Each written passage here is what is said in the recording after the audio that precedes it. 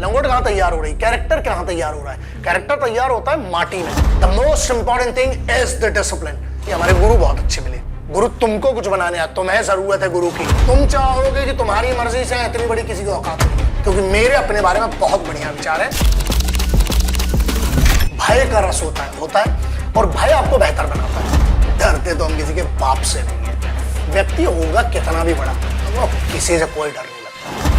किसी का बेटा शहीद हुआ इस वतन के लिए, किसी का भाई गया, किसी का पति गया है, माफी आपी पे भरोसा नहीं रखते। तुमने हमारा कुछ गड़बड़ किया, हम बदला लेंगे। नेता का लौंडा नेता बन रहा है, तब तुम सवाल नहीं कर रहे। नेपोटिज्म बोलते हैं इसको। नमस्ते, आप सबका स्वागत है। मेरा नाम सुखमन कौर। इस पॉडकास्ट में हम रोज़मर्रा की ज़िंदगी से थोड़ा दूर हटकर, इस शहर के शोर शराबे से थोड़ा पीछे जाकर थोड़ी देर के लिए रुकते हैं और ये समझने की कोशिश करते हैं कि हम और क्या क्या सीख सकते हैं और जान सकते हैं। आज के जो हमारे गेस्ट हैं, उन्हें कौन नहीं जानता। वो यंगस्टर्स में बेहद मशहूर हैं अपनी स्ट्रेंथ, अपने डिसिप्लिन और माइंडसेट के लिए। उन्होंने हज़ारों लोगों को सेल्फ डिफेंस, पेट्रियोटिज्म, नेशनलिज्म जैसी चीज़ों को सिखाया है। We are speaking about the one and only the Grandmaster Shifuji, and I'm so grateful to have him here. Not just the man behind the brain and the bronze of the world's best commando training system called MITTI system, but also the founder of Mission Prahar, which is empowering rural women's empowerment, self-defense training and also the commando style training. And he has also choreographed action styles for the movies, not just for the movies but also for the real life. Please welcome, with a smile on my face and the pride in my heart, Mr. Grandmaster Shifuji. Hi sir, good afternoon. जय Hind, Vande Mataram madam. Vande Mataram. आप कैसे हैं? मैं वैसे खतरनाक सा, बहुत खतरनाक, भयंकर।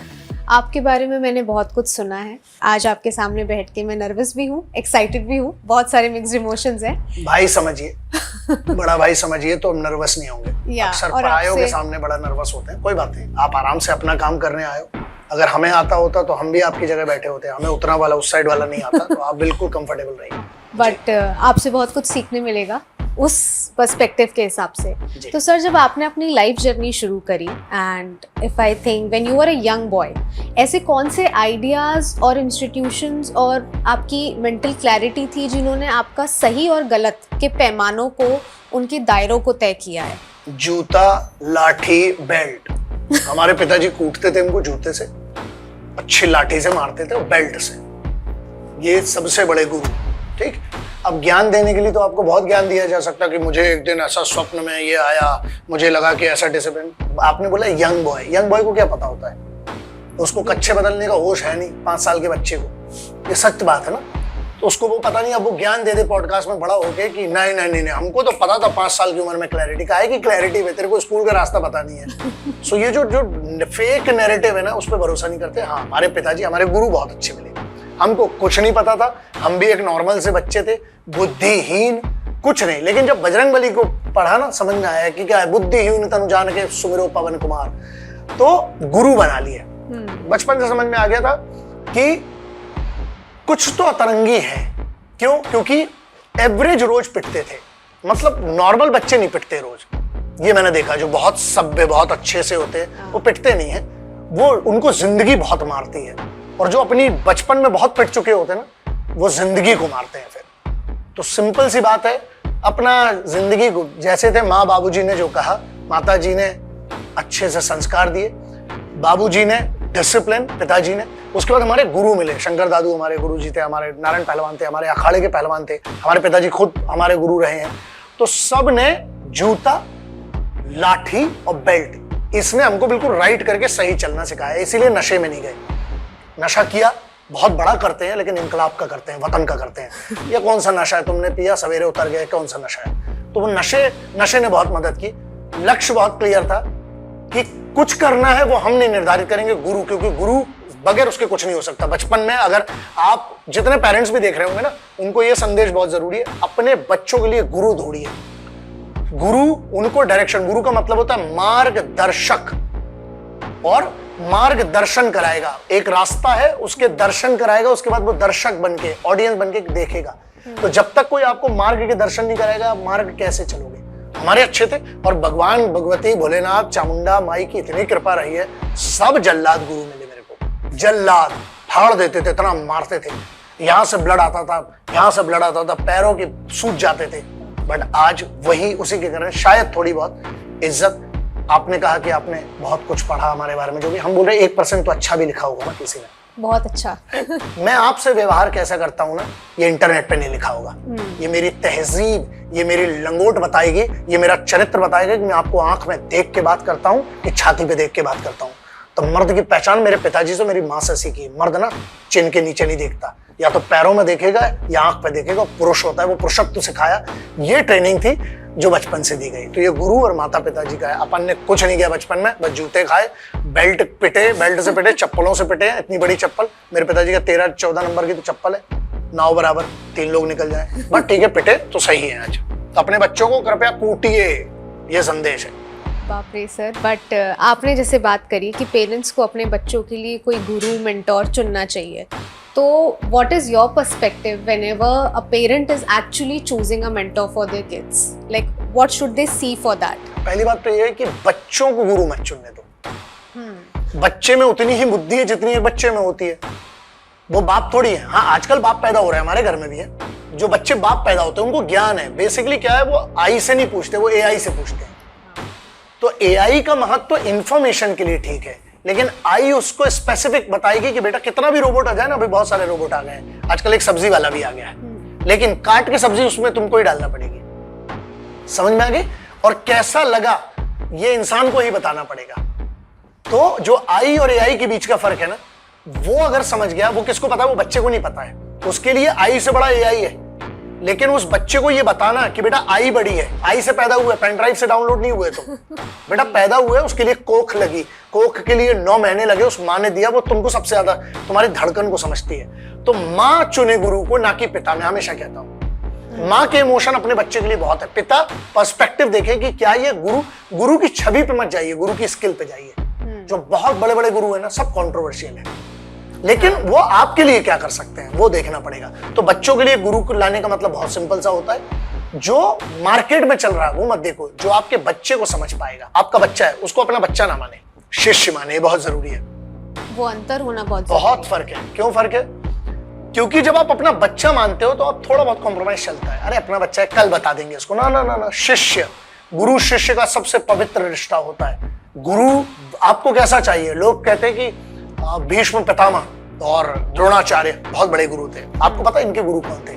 भीष्म पितामह, द्रोणाचार्य। 3 ऐसे महान योद्धाओं का नाम बताता हूं। इन तीनों का एक ही गुरु थे, और वो कितने कठोर थे वो आपको समझ में आ गया कि गुरु कैसा चुनना चाहिए। जो बिल्कुल स्ट्रेट फॉरवर्ड बात करें, जहां थप्पड़ की जरूरत वहां थप्पड़ माने।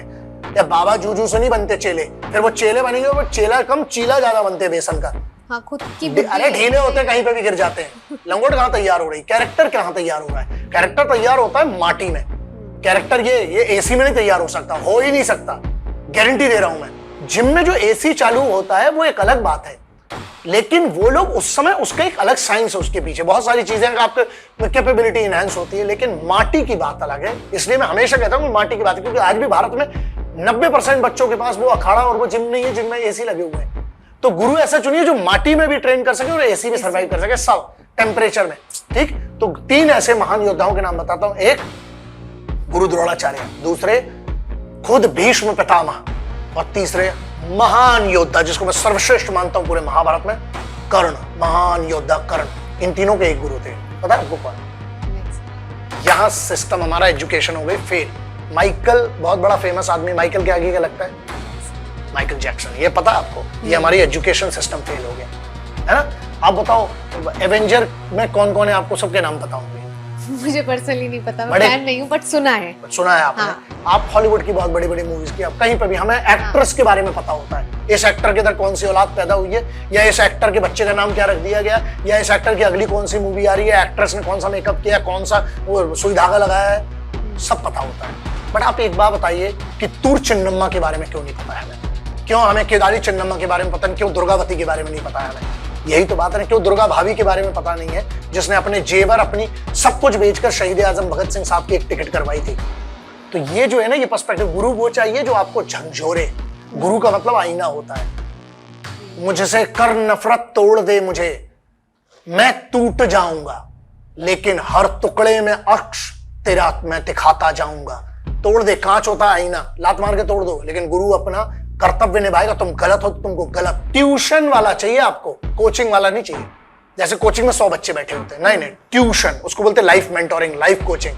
तो गुरु कैसा चुनो जी। और कौन है गुरु इनका? इन तीनों का गुरु है परशुराम, जो जाने जाते अपने क्रोध के कारण, लेकिन सेम समय पर जो जुबान दे दी उसको पालन करने के लिए। तो गुरु वैसा चाहिए जिसको फर्क ना पड़े तेरा बाप कौन है, तू जो करेगा उसकी इज्जत मिलेगी। और हम इसलिए आए हैं कि तुम्हारे बाप से नहीं संभल रहे, तो इसलिए गुरु आया है। ये सीधी सी बात है। तो गुरु में वो जब तक एटीट्यूड नहीं होगा ना, हाँ, एक पूरी कम्युनिटी है जो आप प्रोडक्ट नहीं बेचने आए गुरु। गुरु तुमको कुछ बनाने आया, तुम्हें जरूरत है गुरु की। तुम नहीं खरीद सकते मुझे, तुम हायर नहीं कर सकते, मैं गुरु हूं। और गुरु का मतलब ये होता है गुह रू, दो संस्कृत के दो धातु अगर आप समझो। गुह का मतलब होता है अंधकार और रूह का मतलब होता है ज्वाला, उजाला। जो अंधकार से उजाले की तरफ ले जाए वो गुरु होता है। ऐसा गुरु नहीं होना चाहिए अरे यार सर तुम हमारे बच्चे को कुछ नहीं, एक लपड़ उसको भी पढ़ना चाहिए, नहीं, पेरेंट्स को भी। क्यों? पहले सोचना चाहिए था। टफ गुरु होंगे तो टफ चेले बनेंगे, टफ भारत बनेगा। आप लुल गुरु बनाओगे तो लुल आप युवा बना रहे हो। ये चीज़ महाभारत में भी है। मैं कुछ वक्त पहले देख रही थी तो द्रोणाचार्य जी के खुद के जो सुपुत्र हैं उनको लेके उनका बहुत सॉफ्ट कॉर्नर था एज अ पेरेंट। बट वहीं जब वो एज अ गुरु अर्जुन जी को और बाकी पांडवों को ट्रेन करते थे तो उनका पर्सपेक्टिव बहुत अलग था। ठीक, अब इसमें आपको आप क्योंकि एक गलत तार छेड़ा और नहीं, मुझे धर्म का तार है, धर्म का तार है। मैं जनरली इसको उतना उस पर नहीं जाता हूँ क्योंकि इस पर बहुत लंबी बात हो जाती है, लेकिन सिर्फ बताता हूँ। उनका सॉफ्ट कॉर्नर था, ठीक है, मानते हैं आप। मुझे ये बताइए आपकी अपेक्षा अपने पिता से क्या है? वो आपको प्रेम करेंगे बाजू वाले को? मुझे नेपोटिज्म बोलते हैं इसको, जो आज बकैती बहुत चलती है ना, हर जगह था। गुरु द्रोणाचार्य पर प्रश्न करना मेरी औकात के बाहर है। वो गुरु द्रोण है, तो आप समझिए मैं उनके बारे में पॉडकास्ट में बैठ के गुरु द्रोणाचार्य के बारे में उनको कुछ कह दूं, मेरी औकात के बाहर है। अश्वत्थामा अमर चिरंजीवी, उनके बारे में आपको पता है उनका कद जो वर्णन है वो कितना है? कम से कम 13 मीटर का है वो, जिसका एक पैर इतना बड़ा है। जब नर्मदा परिक्रमा होती है तो उनका इतना बड़ा पैर दिखा, उतना बड़ा पैर है। तो उनके बारे में हम चर्चा कर लेंगे पॉडकास्ट में बैठ के, उनका अपमान है। हाँ, लेकिन यहां पर बात आती है पिता पुत्र का जो संबंध है। Ashwatthama one of the finest archers in the history, लेकिन क्योंकि वो गुरु शिष्य थे वो उस परीक्षा का हिस्सा नहीं हो सकते, वरना सबको पटक के मारता वो गुरु का बेटा था। द्रोणाचार्य गुरु के तौर पर फेल नहीं हुए। हाँ, सॉफ्ट कॉर्नर था, वो तो होगा ना, हर पिता का होगा। ये कौन सी बात है कि नहीं मेरा बेटा, यार ये बहुत बड़ा नेता का लौंडा नेता बन रहा है, तब तुम सवाल नहीं कर रहे हो। वहां भी नेपोटिज्म चल रहा है ना। एक ऑर्गेनाइजेशन का तुमको चेयरमैन बना दिया जाएगा क्योंकि तुम नेता के लौंडे हो, तुम में कोई काबिलियत है नहीं। अच्छा, और यहां पर हाँ, लेकिन हम ये कह रहे हैं नेपोटिज्म मिलने के बाद पद क्या करता है आदमी। चलो हमने बोला किसी का एक एक्टर है, उनका कोई बेटा एक्टर है, प्रोड्यूसर का बेटा एक्टर है, या एक क्रिकेटर का बेटा क्रिकेटर है। गावस्कर साहब का बेटा, इतना बड़ा स्टेटमेंट दे रहा हूं, लेजेंड गावस्कर साहब का बेटा कहां गया? नेपोटिज्म। क्यों? उनको तो ग्राउंड में पैड पहन के सचिन तेंदुलकर साहब का बेटा क्या कर रहा है? तो पंजाब से 2 लड़के आते हैं, टाप टूप मारते हैं, इनकी टिकट कट जाती। क्यों? कहां गया? तो आपको काबिल बनाना है। समझ में आ गया आपको? द्रोणाचार्य साहब ने अपने पुत्र को, अश्वत्थामा को, काबिल बनाया था। वो सबसे लड़ सकता था, सबको मार सकता था, लेकिन सॉफ्ट कॉर्नर पिता का होता है और वो रहेगा। इसीलिए जनरली क्या करते हैं, पिता अच्छा गुरु नहीं होता है, लेकिन पिता सर्वश्रेष्ठ गुरु बनता है अगर वो सिर्फ उस समय, आपको पता है सबसे कठिन टाइम है, मैं अपना बताता हूं। एक पिता जब गुरु बनता है ना, वो रोता है रात को। क्यों? क्योंकि एक समय पे जब वो अपने बच्चे को ना, उस समय जब डांट रहा है, मार रहा है, वो गुरु का दायित्व है। लेकिन बाप के तौर पे ना, बाप बता नहीं पाता है। आपको पता है माँ से ज्यादा भावुक बाप होता है। बिल्कुल। क्योंकि सुबह से निकलता है, रात को आता है ना, अपने बच्चे से सबसे कम कोई मिल पाता है ना, तो वही बाप जो अपना खून सींच के ना इसके लिए रोटी ला रहा है। लेकिन हमारा समाज कभी उसको क्रेडिट बाप को मिलता ही नहीं है। कितना सरल था आपके लिए भी कि आपने कह दिया कि गुरु द्रोणाचार्य ने थोड़ा सा सॉफ्ट कॉर्नर रखा अश्वत्थामा की तरफ। कभी आपने सोचा कि खुद गुरु द्रोणाचार्य के पास अपने बेटे को देने के लिए कितना समय था? वो पांडवों को भी सिखाते थे, कौरवों को भी सिखाते थे, गुरुकुल चलाते थे, और छोटा समय बचता था तो अश्वत्थामा को। और अश्वत्थामा ने सबसे बढ़िया, अगर धनुर्धर बना तो वो तारीफ नहीं कर सकता बाप। क्यों? नेपोटिज्म बोलने वाले तो उस समय भी लोग थे ना, कि अरे यार तुम्हारा बेटा है, तुम तो तारीफ करोगे नहीं। तो इसीलिए बाप का दर्द जिस दिन ये देश समझ गया ना, ये देश बदल जाएगा। पुरुषों को इतना ना गलत मत समझिए, आपकी बात नहीं, हर महिला को बोल रहा हूं जो कहते हैं ना कि मर्द का दर्द है ना, बहुत दर्द है। जो लोग कहते हैं कि मर्द को दर्द नहीं होता ना, उन्हें पता ही नहीं असल में मर्द होता क्या है। बहुत दर्द में होता है जिसे हम मर्द कहते हैं, जो घर में सबसे पहले निकलता है, आकर चुप रहता है और ये बात सुनता है कि तुम्हें क्या पता कि हमने दिन भर क्या किया, क्या आपको पता है कि उसने दिन भर क्या किया। पूरी दुनिया से लड़कर जब वो आता है, घर में बगैर जूते उतारे कभी कभी सो जाता है, और उसके बाद लोग कहते हैं कि मर्द को दर्द नहीं होता है। जिसे असल में दिल में, रूह में, आत्मा में दर्द होता है, वही असल मर्द होता है। इसलिए मर्द को तो दर्द होता है, अपन तो मर्द की तरफ है, बिल्कुल है, क्योंकि महिलाओं की तरफ हम जमेंगे नहीं। वैसे हम हैं, लेकिन इसीलिए मिशन प्रहार करते, लेकिन है तो इसीलिए गुरु वैसा चुने जो पुरुष हो, पुरुषत्व हो, जिसमें जो सीधा खड़ा हो, आके सीधा खड़ा हो। क्योंकि आपके बेटे को आप ऐसे गुरु दे दिए, और आज क्या करोगे बताओ, ट्रेनिंग में क्या करना है। अबे तू रेस्टोरेंट नहीं चला रहा है, तू डिलीवरी नहीं करने आया है, तो वो डिलीवर करेगा जो कल राष्ट्र में एक बहुत बड़ा उदाहरण बनेगा। गुरु का महत्व है। गुरु तो ओसामा बिन लादेन का भी था, यही है ना, दिशा दिखाना। यस, तो ओसामा बिन लादेन वो बना। गुरु तो हमारे पाकिस्तान में बैठे हुए जितने हैं उनके भी हैं गुरु, लेकिन एक गुरु हमारे भी इंटेलिजेंस वालों के हैं, एक गुरु हमारी भी फौज के हैं जो देशभक्ति सिखाते हैं। तो यहीं पर है बात, गुरु का बहुत बड़ा महत्व। हम भूल गए भारत, लेकिन कोई बात नहीं, थोड़े बहुत गुरु वापस याद करेंगे। सर, आपने बीच में बजरंगबली जी का जिक्र किया था। बजरंगबली जी अक्सर हमारे जितने डर हैं हमें हिम्मत देते हैं और डर मिटाते हैं। आपकी जिंदगी में ऐसा कौन सा इंसान, व्यक्ति रहा जिसने आपको एक्चुअली, जब आपने डर महसूस किया हो और उसने आपको डर से बाहर पुश किया हो, इन दोनों के बीच का वो जो एक लाइन होती है, वो किसने आपको दिखाई? डरते तो हम किसी के बाप से नहीं है, सीधी सी बात है। डर तो हमें लगता, मतलब एक भय, अगर हम किसी को, व्यक्ति, जब आपने बोला व्यक्ति होगा कितना भी बड़ा, वो किसी से कोई डर नहीं लगता। डरने के लिए मेरे लिए मेरी भगवती, मेरे महाकाल, मेरा बजरंगबली, मैं उनसे डरता हूँ बस। मैं अपने कर्म गलत ना हो उससे डरता हूँ। मुझे भय इस बात का है। हाँ, जो आपने कहा किसने मुझे बाहर निकाला, अगेन फिर से वही बात आती है, फियर इज एन इमोशन। अगर आप समझोगे ना, डर है क्या? डर सिर्फ एक भावना है। डर लगना बहुत जरूरी है। मैं बहुत बड़ी बात कोट कर रहा हूं, डर सबको लगता है। ये जो हम बोल रहे हैं, हम किसी इंसान से नहीं डरते, हम किसी का वो होगा, इंसान से नहीं। लेकिन अगर मैं ये कह दूं कि डर नहीं, वो इमोशन है ना, रस है, वो है, भय का रस होता है। और भय आपको बेहतर बनाता है। डर सबको लगता है, लेकिन आप उसको स्विच ऑन और स्विच ऑफ कैसे करते हो, ये आपको नॉर्मल से विशिष्ट बनाता है। नॉर्मल से स्पेशल क्या बनाता है? आपका डर। कैसे? उदाहरण देता हूं आपको। आप, एक चीज है कि आप जिसकी तैयारी में कमी होती है उसे डर लगता है। अगर किसी की तैयारी तगड़ी की है ना, अगर मैंने किसी चीज, आप आज ये पॉडकास्ट करना था, आपको अपने प्रश्न बताया, आपको पता है कि आपके दिमाग में क्या चल रहा है, आपको क्या पूछना है, तो आंखों से डर खत्म हो जाएगा। वरना पानी की जरूरत पड़ने लगती है। तो बॉडी लैंग्वेज बता देती कौन कितना डरता है, कौन नहीं डरता है। व्यक्ति से नहीं डरते, हाँ स्थितियों से डरते हैं।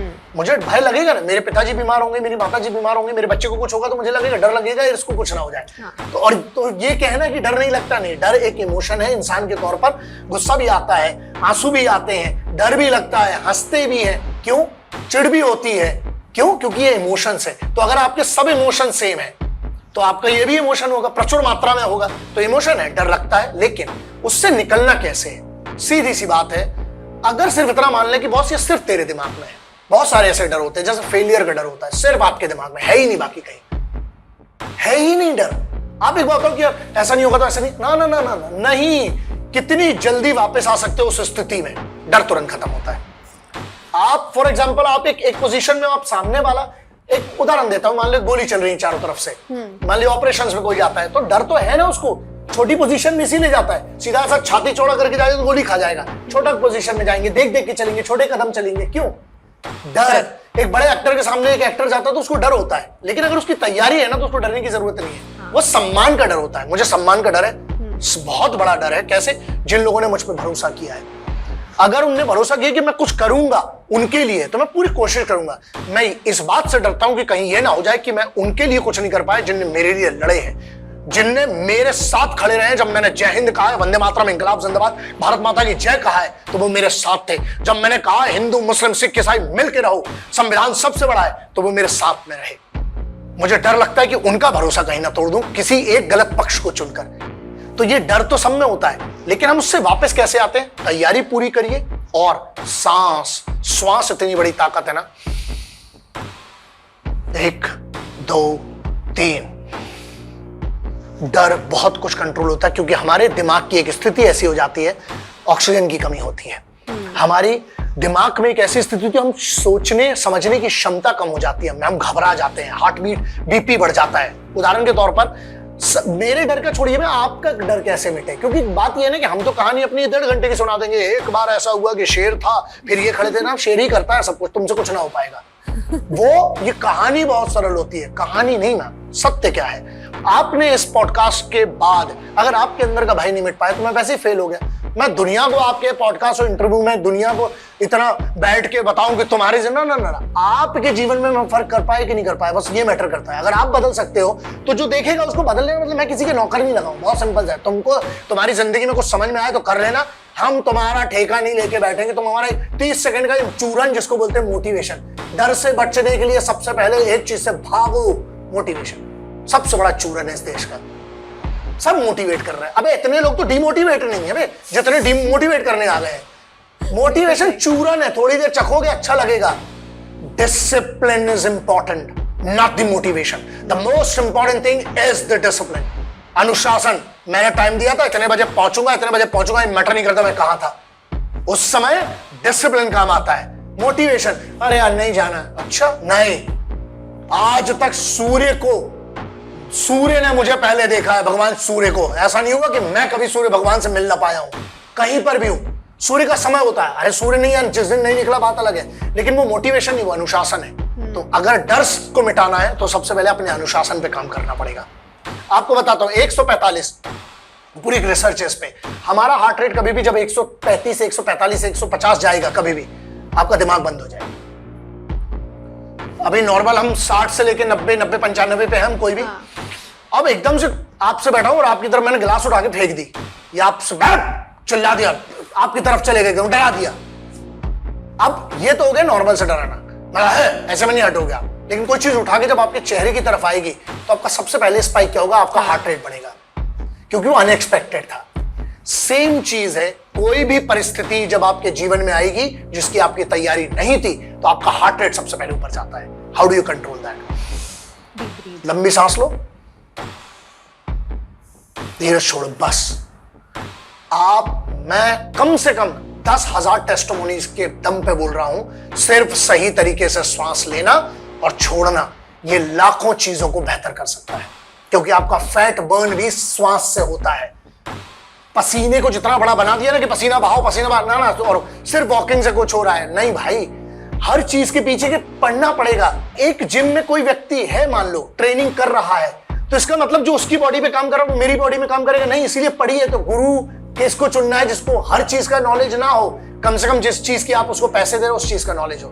एक मैथ्स का टीचर, उसको मैथ्स तो आता हो, आपको सही दिशा दिखा सके जो आपके लिए जरूरी है। बिल्कुल। और दूसरा जो ये हम बात करें, फियर तो रहेगा ना। हाँ। डर नहीं रहेगा। बताता हूं, किसी को फॉलोअर खोने का डर है, किसी को फॉलोअर पाने का डर है, किसी को बहुत ज्यादा रातों रात वायरल हो जाने का डर है, किसी को खुशी है तो वो भी भाव है, किसी को ये डर है कि अब मैं वायरल हो गया अब क्या करूंगा। हर तरह के डर। फेमस और पॉपुलर में बहुत फर्क होता है। ज्ञानी, अच्छा बोलने वाला, ज्ञानी, कन्विंस करने वाला, इन सब में परसुएशन करने वाले लोग आपको बहुत अच्छे लगेंगे जो परसुएड करते हैं। हम बच्चों को वो सिखा ही नहीं रहे मैम। तो हमें बच्चों को ये सिखाना है कि तुम जो पढ़ रहे हो ये कुछ काम नहीं आने वाला। डर खत्म हो जाएगा, क्योंकि तुम ये पढ़ो फिर इसके बाद तुम्हें ये नौकरी करना, ना ना ना ना ना। जिनके अंडर में आ रहा हो सब प्राइवेट लोग बैठे हुए हैं, सब प्राइवेट लोग बैठे हुए हैं। तो डर, किसी के अंडर में आने का डर, वो भी एक डर है। बहुत सारे डर है ना, लेकिन सीधी सी बात यह है, बेहतर लगता है कुछ भूल जाओ ना तो मान लो कि भूल गए। सत्य को अपनाना दुनिया का सबसे बड़ा डर मिटाना। आप सिर्फ इतना है, हम जैसे एक आदमी 5 फुट 9 इंच का है तो वो मान ले, वो जूते में सोल में इंसोल डाल डाल के ये ना बताए कि हम 6 फुट के हैं। यही तो प्रॉब्लम है ना। हम ऐसे ही रहते हैं मैम, हमको फर्क नहीं पड़ता आप बैठो चाहे कोई बैठे पॉडकास्ट में, हम आपको मैम करके बात करेंगे क्योंकि मेरी तहजीब है। आप आएंगे तो मैं खड़ा होऊंगा, ये मेरे घर की सिखलाई है, ये स्कूल में नहीं सिखाया जा रहा है, ये परिवार के संस्कार होते हैं। इसीलिए मेरी माँ ने कहा कि बेटा हम कार तो नहीं दे पाएंगे जल्दी, संस्कार देंगे, और वही काम आते हैं। वरना कार लेके तो बदतमीज घूम ही रहे हैं ना रोड पे, गरीबों को ऊपर चढ़ा देते हैं, तब कोई कुछ नहीं बोलता है। अभी इतने एक्सीडेंट्स हो रहे हैं तब कोई कुछ नहीं बोलता। ये क्या था? ये फियर नहीं है उनमें, फियर होना जरूरी है, डंडा जरूरी है, कानून का फियर होना जरूरी है। सही तो गलत का यस, डर दो प्रकार के होते हैं। एक अच्छा डर जो कानून का, संविधान का, राष्ट्र में होना चाहिए कि तुम वतन के खिलाफ गद्दारी करोगे उल्टा टांग देंगे तुम्हें, ये डर जरूरी है। और डर कौन सा नहीं होना चाहिए कि अगर मैं सही हूं, मुझे मेरा काम आता तो मुझे डरने की कोई आवश्यकता नहीं। देर लगेगी लेकिन मिलेगा। अंधेरा लाख किलोमीटर का होना, एक जुगनू की औकात इतनी होती है, उस अंधेरे में ना वो जुगनू चमकता है। और वो जुगनू क्यों चमकता है? क्योंकि उसको पता है उसकी रोशनी में ताकत है, और रोशनी के लिए उसकी वो खासियत है, उसकी रोशनी। आज की डेट में रोशनी क्या है? ज्ञान। ज्ञान हासिल कीजिए, ज्ञान इकलौती ऐसी चीज है जिससे भय नहीं लगता है। नहीं लगता है। आपने सर अनुशासन की बात करी, आप अपनी रोजमर्रा की जिंदगी में ऐसा कौन सा एक अनुशासन है जो आप यंग थे और आज तक जो सेम ही रहा हो, जो कभी नहीं बदला हो? दो बहुत अच्छे इसके जवाब है। एक जवाब ये है कि मैं 4 बजे उठ जाता हूँ, फिर मैं ये करता हूँ, फिर मैं ये करता हूँ। सब झूठ है, सब झूठ है, सब झूठ है। जितने लोग कहते हैं, मैं डंके की चोट पे बोल रहा हूँ, झूठ है। क्यों? एक नियम है मेरा, जब उठूंगा उससे जब तक सोता हूं सिर्फ काम करता हूं, बस।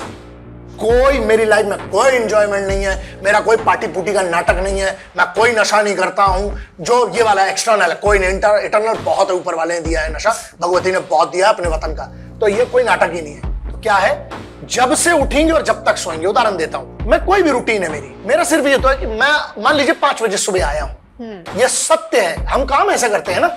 तो ये जो बेचारे बच्चों को जो लोग ताने देते हैं, हाँ तकलीफ है, मैं कहता हूं 99% में कहता हूं कि रात को नहीं जागना चाहिए, लेकिन उन 1% का क्या करें जिसका फॉर एग्जांपल गार्ड्स का काम है, मान लीजिए उदाहरण के तौर पे, जो बीपीओस में काम कर रहे हैं, जो क्रिएटिव लोग हैं, वो तो बैठते हैं रात को, हाँ, लेकिन वो जब उठते हैं सोने, तो मेरा क्या नियम रहा है, मैं जितने बजे उठूंगा और जब मैं सोऊंगा इसके बीच में मैं 1 मिनट बर्बाद नहीं करता हूं।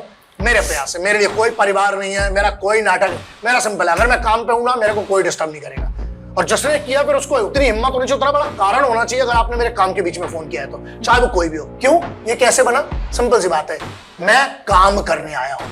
घर बार छोड़कर ना हजारों किलोमीटर दूर जो मुंबई में रह रहे हैं, या जो दिल्ली में रह रहे हैं, या जो बिहार गए, या जो बाहर विदेश में काम कर रहे हैं, दुबई गए, जो भी लड़के काम कर रहे हैं, ये सब अपना घर बार छोड़ के आए। सिर्फ इतना याद रख लो, तुमने अपने माँ बाप छोड़े, अपनी गलियां छोड़े, अपने यार छोड़े, अपनी पसंदीदा चीजें छोड़ी। किस लिए छोड़ी? यहाँ दोस्ती यारी मस्ती के लिए नहीं मैम, अपना रास्ता चुना था। सुबह से लेकर रात तक सिर्फ काम करूंगा, इसी के लिए घर छोड़ा था मैंने, और इसीलिए तैयारी की थी बचपन से। तो अपना एक ही नियम है, ये बस नाटक नहीं है। 5 बजे सुबह आए तो काहे को हम 4 बजे सोएंगे? पागल, वैसे लेट है, सीधी सी बात है। हाँ, लेकिन जहां समय मिलेगा, जितने बजे, 4 घंटे की मान के चलता हूँ, 3 से 4, 5 घंटे। हम तो बोलते हैं आज हमें समय दे दो, हमें कोई काम नहीं करना, हम इतना सोएंगे ना। सोना है मैम, सालों सोना है, लेकिन इतना समझ गए कि मरने के बाद कोई डिस्टर्ब नहीं करेगा। वहां पर हमें तो दफन तो वैसे हम करे नहीं जाएंगे, चोटी वाले, हमें तो दफन नहीं किया जाएगा, हमें तो जलाया जाएगा, हमारी राख को बहाया जाएगा, सनातनी है तो। हाँ, लेकिन हमारा है जब हमें जला दिया जाए उसके बाद कोई उठाने नहीं आएगा। लेकिन जब तक आंख खुलेगी और आंख बंद होने तक ये अर्ध जीवन है, क्योंकि आंख बंद के बाद वैसे भी मृत्यु है। दूसरे दिन आप उठोगे नहीं उठोगे इसका कोई होश नहीं, और ना हम इतना प्लान करते हैं। तो इसीलिए हम बहुत ज्यादा प्लान नहीं करते हैं। सिंपल सा, सुबह उठो, जो टास्क लिस्ट में थे टास्क कंप्लीट करो, इतना थक के सो कि होश ना रहे कि कहां सो। बस ये नियम है कि नहीं आज तो एसी का टेम्परेचर इतना है, या फिर आज गर्मी लग रही है। नाटक है उन लोगों के जो काम नहीं करते, निकम्मे लोग हैं मैम। सबसे मेहनत करने वालों को ना मैंने जूते उतारने का नहीं देखा कभी। हालांकि जब थक जाते हैं, दिन भर आप काम करके आए हो, तो बस ये लगता है कि बस ना कुछ बात मत करो, कोई बात नहीं सुनना है, बस आराम, जितना मिला है ना बस उतना शांति से। तो यही है एक नियम, जितने बजे उठते हो और जब सोते हो इसके बीच में सिर्फ काम करना है, यही नियम है। अब वो काम किसी भी टाइप का हो सकता है, उसको हम अपने अपने अलग अलग हिस्सों में बांट देते हैं। राष्ट्र के लिए क्या कर सकते हो वो करेंगे, अपने लिए क्या कर सकते हो, जो जिम्मेदारियां परिवार के, खानदान की, वो करेंगे। उसके बाद जो आप आने वाली पीढ़ियों के लिए क्या देकर जाते हैं, ये उन्हीं के लिए। पैसा थोड़ी मिल रहा हमको, पॉडकास्ट कर रहे हैं, पैसा नहीं मिल रहा, फ्री में बोल रहे हैं। हम तो पैसा लेते हैं, हम तो पॉडकास्ट का भी लेते हैं। क्यों? इसीलिए हम बहुत कम करते हैं। यहाँ हमारा मन था, हमारे परिवार का, हमारी टीम, हमारा खुद का चैनल है, हम करेंगे, हमारी मर्जी है। लेकिन नहीं, तुम चाहोगे कि तुम्हारी मर्जी से इतनी बड़ी किसी की औकात नहीं है, अपनी मर्जी से चलते। लोगों को लगता है सन की टाइप के, हाँ है पगले हैं सन की, ऐसे ही है, पसंद है तो रहो साथ में, नहीं है तो आप अपना देख लीजिए, भगवान आपका भला करे, आपके लिए भी प्रार्थना करते हैं हम। तो ये है मैम, जैसे हो वैसे रहो, उठने से सोने तक बस। उस दिन का देखो और आगे बढ़ते रहो। एक ही दिन का ना, एक ही दिन उठो। आज आप उठे, आपका एक टास्क था, ये मत सोचो रात को क्या ऑर्डर करना है, सत्यानाश हो जाएगा जीवन, क्योंकि तुम अभी भी रात में जी रहे हो। यहाँ जियो ना। हाँ। हमको फर्क नहीं पड़ता अभी हमें कौन फोन कर रहा है, आप हमसे प्रश्न करेंगे, मैं पूरी ईमानदारी से 1,00,000% ईमानदारी से आपको उसका उत्तर दूंगा। अच्छा, मैं सही भी नहीं हो सकता हूं ना, मैं सही होऊंगा ना गलत होऊंगा, मैं वो बताऊंगा जो मुझे आता है। मेरे को, मेरी शुद्ध भाषा में, मेरे को फर्क नहीं पड़ता कि आपके मेरे बारे में क्या विचार है, क्योंकि मेरे अपने बारे में बहुत बढ़िया विचार है। मेरे माता पिताजी को मुझ पे गर्व है, मेरे शिष्यों को मुझ पे गर्व है, मेरे परिवार को मुझ पे गर्व है, इसके अलावा कोई मैटर नहीं करता। तो सुबह से रात तक बस एक सी जिंदगी, बोरिंग लाइफ। हाँ, सबसे अच्छा आपको कुछ बनना है जिंदगी में, तो बेस्ट चीज क्या है जो हमने की वो आप कर सकते हो, कोई भी कर सकता है। अगर आपको जिंदगी में कुछ भी बेहतर करना है, सिर्फ एक काम करो, बोरिंग जीवन, रोज सेम काम, रूटीन, सिर्फ सेम काम, कुछ नया नहीं करने का। जो आता है उसी को और बेहतर करेंगे, रोज करेंगे, बार बार करेंगे, वही खाना खाएंगे जो दुनिया के लिए बोरिंग होगा, कोई बात नहीं, वही ट्रेनिंग करेंगे, वही दंड बैठक लगाएंगे अखाड़े की, वही माटी में लेट जाएंगे, दुनिया क्या कहती कोई फर्क नहीं पड़ता, वैसे कपड़े पहनेंगे जो हमें पसंद है, क्योंकि हमारे हिसाब से सही है। बोरिंग काम करोगे तो जिंदगी में शायद कुछ हो जाए। रोज नया करने वालों का ऐसा है, ये भरोसा इन पे मत करना, ये अपना बाप बदल देंगे अगर अमीर बाप मिल जाएगा तो, है ना। इसलिए हमारी जनरेशन के साथ सर एक्चुअली ये सबसे बड़ा इशू है। आपकी जनरेशन क्या हम बूढ़े हैं क्या, पटक के मारेंगे तुम्हारी जनरेशन को ग्राउंड पे?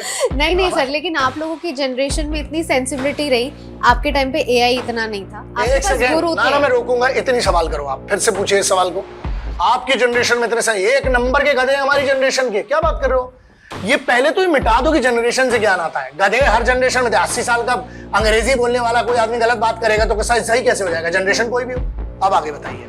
तो हमारे साथ दिक्कत ये है, हम सबके साथ इनफैक्ट, कि हम लोग, हमारा करियर, एम्बिशन, हम लोग बहुत कई बार डायरेक्शनलेस हो जाएंगे, कई बार हर जगह अपने पैर पसारने की ऐसी कोशिश करेंगे कि हम फिर कहीं के नहीं रहते हैं।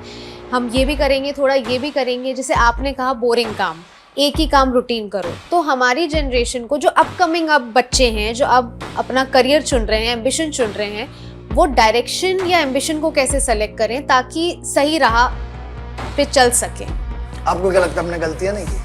गुरु वो होता है जो चेलों से लाख गुनी ज्यादा गलतियां कर चुका होता है, इसलिए कहता है कि तू गलती मत कर। इसीलिए तो माँ बाप कहते हैं, माँ बाप ये कहते हैं कि ये मत कर, क्योंकि हमने इन्फॉर्मेशन आपके पास है। जो आपकी जनरेशन, उसके बाद जो इन्फॉर्मेशन है, बाप रे, आई रिस्पेक्ट देम। आपको हमसे लाख गुना ज्यादा चीजें पता है, हमें नहीं है उतनी पता, और हम एक्सेप्ट करते हैं। जिस दिन पेरेंट्स ये एक्सेप्ट कर ले कि हमें सब कुछ नहीं पता, बच्चे को ज्यादा पता है, लेकिन बेटा इसमें से ये 3 काम में से एक कर रहे हो। दूसरा, वो जवानी क्या, जो इश्क ना करे, बगावत ना करे और पागलपन की हद पे जाकर अपने लिए कुछ नया ना करे। तो अगर जवानी है, अरे टेस्टोस्टेरोन हाई है, एस्ट्रोजन हाई है, लड़की करेंगे, बच्चे गलतियां करेंगे। 2 चीजें, ऐसा कुछ ना हो जो वतन के खिलाफ हो, ऐसा कुछ ना हो जो कानून के खिलाफ हो, और ऐसा कुछ ना हो जो आपके खानदान की इज्जत के खिलाफ हो, माँ बाप के सम्मान के खिलाफ हो, जो उनने इतनी पीढ़ियों से बना के रखी इज्जत। वैसे इज्जत का भी ढकोसला, उस पर बाद में बात करेंगे, लेकिन जो भी घर के संस्कार है उसके खिलाफ हो, बस इतनी सी बात हो, उसके खिलाफ नहीं होना चाहिए। ये 3 चीजें हैं, और सिंपल सा है, तुम गलतियां करो, हम तो चाहते हैं तुम गलतियां करो, लाखों करो, करोड़ों करो। मैं क्यों मना करूं गलतियां करने से, जब मैं खुद गलतियों से सीखा हूं? बिल्कुल। तो सीधी सी इतनी सी बात है, सीखना कैसे पता है? ये सब कुछ सिखाया जा सकता है सिर्फ 2 चीजों को जानकर। एक, जो टूटा हुआ दिल और पेंडिंग बिल, ये 2 चीजें जो तुम्हें सिखा सकते हैं ना, दुनिया में कोई तुम्हें नहीं सिखा सकता। कोई पॉडकास्ट, कोई यूनिवर्सिटी, कोई टीचर। टूटा हुआ दिल और पेंडिंग बिल, ये 2 चीजें जो सिखाएगी ना, इसलिए इनके लिए काम करो। कितनी जल्दी रिकवर होते हो, क्योंकि ना दिल जोड़न जो जला गया ना, ये जो है ना कि जो काम छूट गया, ठीक है गया ना, अगले पे आओ। बट रिश्तों की बात नहीं कर रहे हैं, और हमेशा दिल टूटना भी जरूरी है, वरना ना ये इमोशन रह जाएगा। जितनी जल्दी टूटे उतनी जल्दी रिकवर। इसीलिए कहा जाता है ना कि बॉडी स्ट्रक्चर बनाना तो जो 18-19 साल में बन जाएगा एक एथलीट का, वो 45 में नहीं बन सकता, टाइम लगता है। बन तो सकता है लेकिन टाइम लगता है। सिंपल सा है, गलतियां करो लेकिन सेम गलती बार बार मत करो। मैंने लाखों गलतियां की होंगी, हजारों, हो सकता है पॉडकास्ट के पहले की हो, इसके बाद करूंगा। मैं परफेक्ट थोड़ी हूं मैम, और मुझे बनना ही नहीं है। जैसा इंसान के तौर पे हूं, गलतियां करते हुए कौन सी बात है भाई। हम है ही नहीं विशिष्ट, हम साधारण से गलतियां करते हैं। बस एक चीज है जो सीखी इतने साल में, जो सिखा सकता हूं, जो मैंने की है ना, वो तेरे को नहीं करने दूंगा। और दूसरा, एक गलती बार बार मत करो, सेम गलती बार बार मत करो, वो चीज और ज्यादा गलत है। और गलत है, बस इतना सा है। और जो गलतियां करना है, युवा हो यार, करो। हाँ, जल्दी संभलने की कोशिश करना, कितनी जल्दी वापस आते हो। तो पूरे खेल किसका है? रिसर्च पूरी करो। युवाओं के लिए सबसे इंपॉर्टेंट है, जो रास्ता चुनना है ना, मत चुनो एकदम से। ये इसलिए मत चुनो कि तुम्हारे पिताजी ने कहा, माताजी ने कहा, किसी ने कहा। नहीं, आपको अपना रास्ता खुद चुनना है, क्योंकि आपको वो पता है कि आप क्या चीज में बेस्ट हो। ठीक है, देश के खिलाफ ना हो, कानून के खिलाफ ना हो, बस इतनी सी बात है। रास्ता चुनिए, माँ बाप से सलाह जरूर लीजिए, क्योंकि सिर्फ इतना ध्यान रखना है बच्चे को, बेटा ऐसा है कि तुम ना जब इस सृष्टि में नहीं थे, तब तुम्हारे माँ बाप को पता था कि तुम्हें पैदा कैसे करना है। तो बस इतनी सी बात है, उनको इतना पता है बस। तो इसलिए उनको थोड़ा सम्मान मिलना चाहिए। लेकिन सिर्फ पैदा करने का उनको आता है इसलिए नहीं, उस हिसाब से तो बहुत सारी चीजें होती है। हमारी माँ की एक बात थी, वो कहती थी कि कुतिया के 6 होते हैं, कुत्ते के पिल्ले होते हैं। मुझे बनी बात है, कुत्ते को जो लोगों ने बहुत सारा गलत भी कहा हुआ है, कुत्ते की गाली बना दी, बहुत वफादार होता है, सिर्फ जर्मन शेफर्ड के अलावा, वो कमीना है, वो उसके अलावा आता है। तो कुत्ते बहुत वफादार होते हैं। जर्मन शेफर्ड, वो भी जो आदमी है जर्मन शेफर्ड, उसकी बात, जर्मन चू बोलते हैं हम लोग उसको, जर्मन शेफर्ड मैंने नाम बदल दिया। तो कुत्ता वफादार होता है। हमें कुत्ते जैसे वफादार इंसान नहीं चाहिए, हमें वो इंसान चाहिए जिनमें वफादारी हो। हमको कुत्ता बनाने की जरूरत ही नहीं है। जो हम ये कर देते ना कि तुम कुत्ते हो, तुम कमीने हो, ये सब ना गालियों से बड़ा ये है, आदमी अपनी हरकतों से बनता है। लेकिन बात यह है कि सुअर के, कुत्ते के 6 होते हैं तो भी टुकड़ों को रोता है, और शेर एक ही पैदा करता है तो भी चैनों से सोता है। तो ये देखना पड़ेगा कि आपका लीनिएज क्या है, आपके पेरेंट्स कितने गलत है। पेरेंट्स, मैं मानता हूँ पेरेंट्स भी गलत होते हैं। मैं पेरेंट्स के तौर पर मैं खुद भी गलत हो सकता हूँ। कई बार मैं अपने बच्चे को डांटूंगा कि तुम ये ही करो, क्योंकि मैं मानता ना ना ना ना। पेरेंट्स जिस दिन ये कहेंगे तुम ये करो क्योंकि ये सही है, तब सही बात है। इसलिए मत कहो कि बेटा ना ना ना, सिगरेट पीते हुए कहते कि नहीं तुमको स्मोक नहीं करना चाहिए। I came to know that you were smoking. तो खुद सिगरेट पीता है, मैंने क्यों नहीं शराब पी? ऐसा नहीं, मेरे को कोई शराब से प्रॉब्लम नहीं है, मेरे को कोई सिगरेट से कोई प्रॉब्लम नहीं है। मतलब मर जाओ, ट्रक के नीचे आ जाओ पी के, मेरे को क्या जा रहा? और मैं बुराई कैसे करूं जब मैंने पी नहीं है? और मैं तो कहता हूं अभी देश के युवाओं को, और पियो, क्योंकि अभी टैक्स बढ़ गया है। पियो, तुम मर के, तुम अपना फेफड़ा जला के तुम किडनी से मरोगे, तुमको देश का फायदा होगा, क्योंकि तुम इतनी स्मोक, जितनी तुम स्मोक करोगे उतने देश की इकोनॉमी बढ़ेगी। पियो, अच्छे पियो, मर जाओ, हमको कोई फर्क नहीं पड़ता। But basically parents should practice and preach the same. सीधी सी बात है ना, और क्या है। सा लग नहीं रहा है, धा सिखा रहे हो, मतलब खुद से कुछ आ नहीं रहा है, तो वही सीखना पड़ेगा मैम, खुद को सीखना पड़ेगा सिखाने के पहले, क्योंकि शिष्य होना जरूरी है। मैं गुरु नहीं हूं, मैं शिष्य हूं, मैं रोज सीखता हूं। आज आपसे क्या बात करना, उसका भी लिहाज मैंने बहुत कंट्रोल किया। मेरी ये भाषा थोड़ी, आपकी जगह कोई लड़का बैठ के हमसे पॉडकास्ट करता हूं, मेरी भाषा बहुत अलग है। आपके सामने ये लिहाज दायरा रखना है, क्योंकि यही मेरे संस्कार है, ये मैंने सीखा है।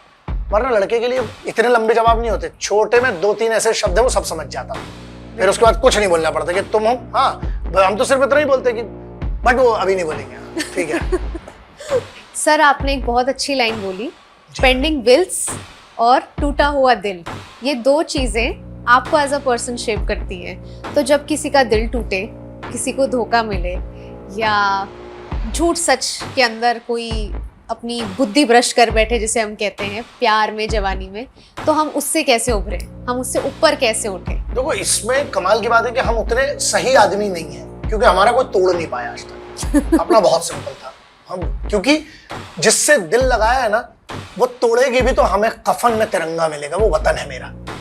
तो हमारा वो अलग है पर्सपेक्टिव। हाँ, लेकिन बहुत सारे लोगों को कंसल्ट किया है as a life coach, life mentor, relationship coach. जब आप बैठते हो किसी के साथ, तो पूरा परिवार, लड़के, बच्चे, बहुत सारों से बात होती है। बहुत सारे स्टूडेंट है जो बच्चे थे ना, so we convert boys to men and men to warriors.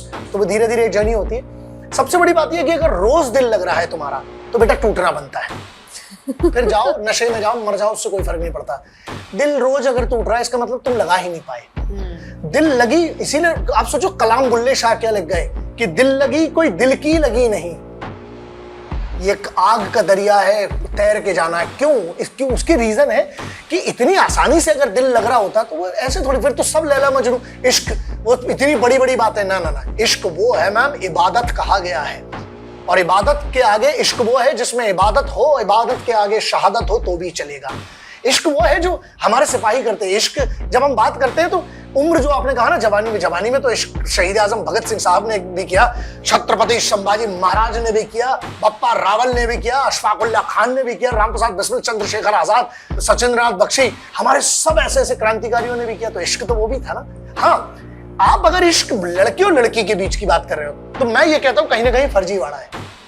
क्यों? तुम्हारा शारीरिक किसी से अट्रैक्शन है तो तुम उसको प्रेम समझ बैठो तो अभी भी तुम्हें बेटा मर्द बनने की, पुरुष बनने की बहुत जरूरत है उसके, या महिला बनने की, जिसको कहते हैं ना, बहुत समय है अभी आपके लिए। क्यों?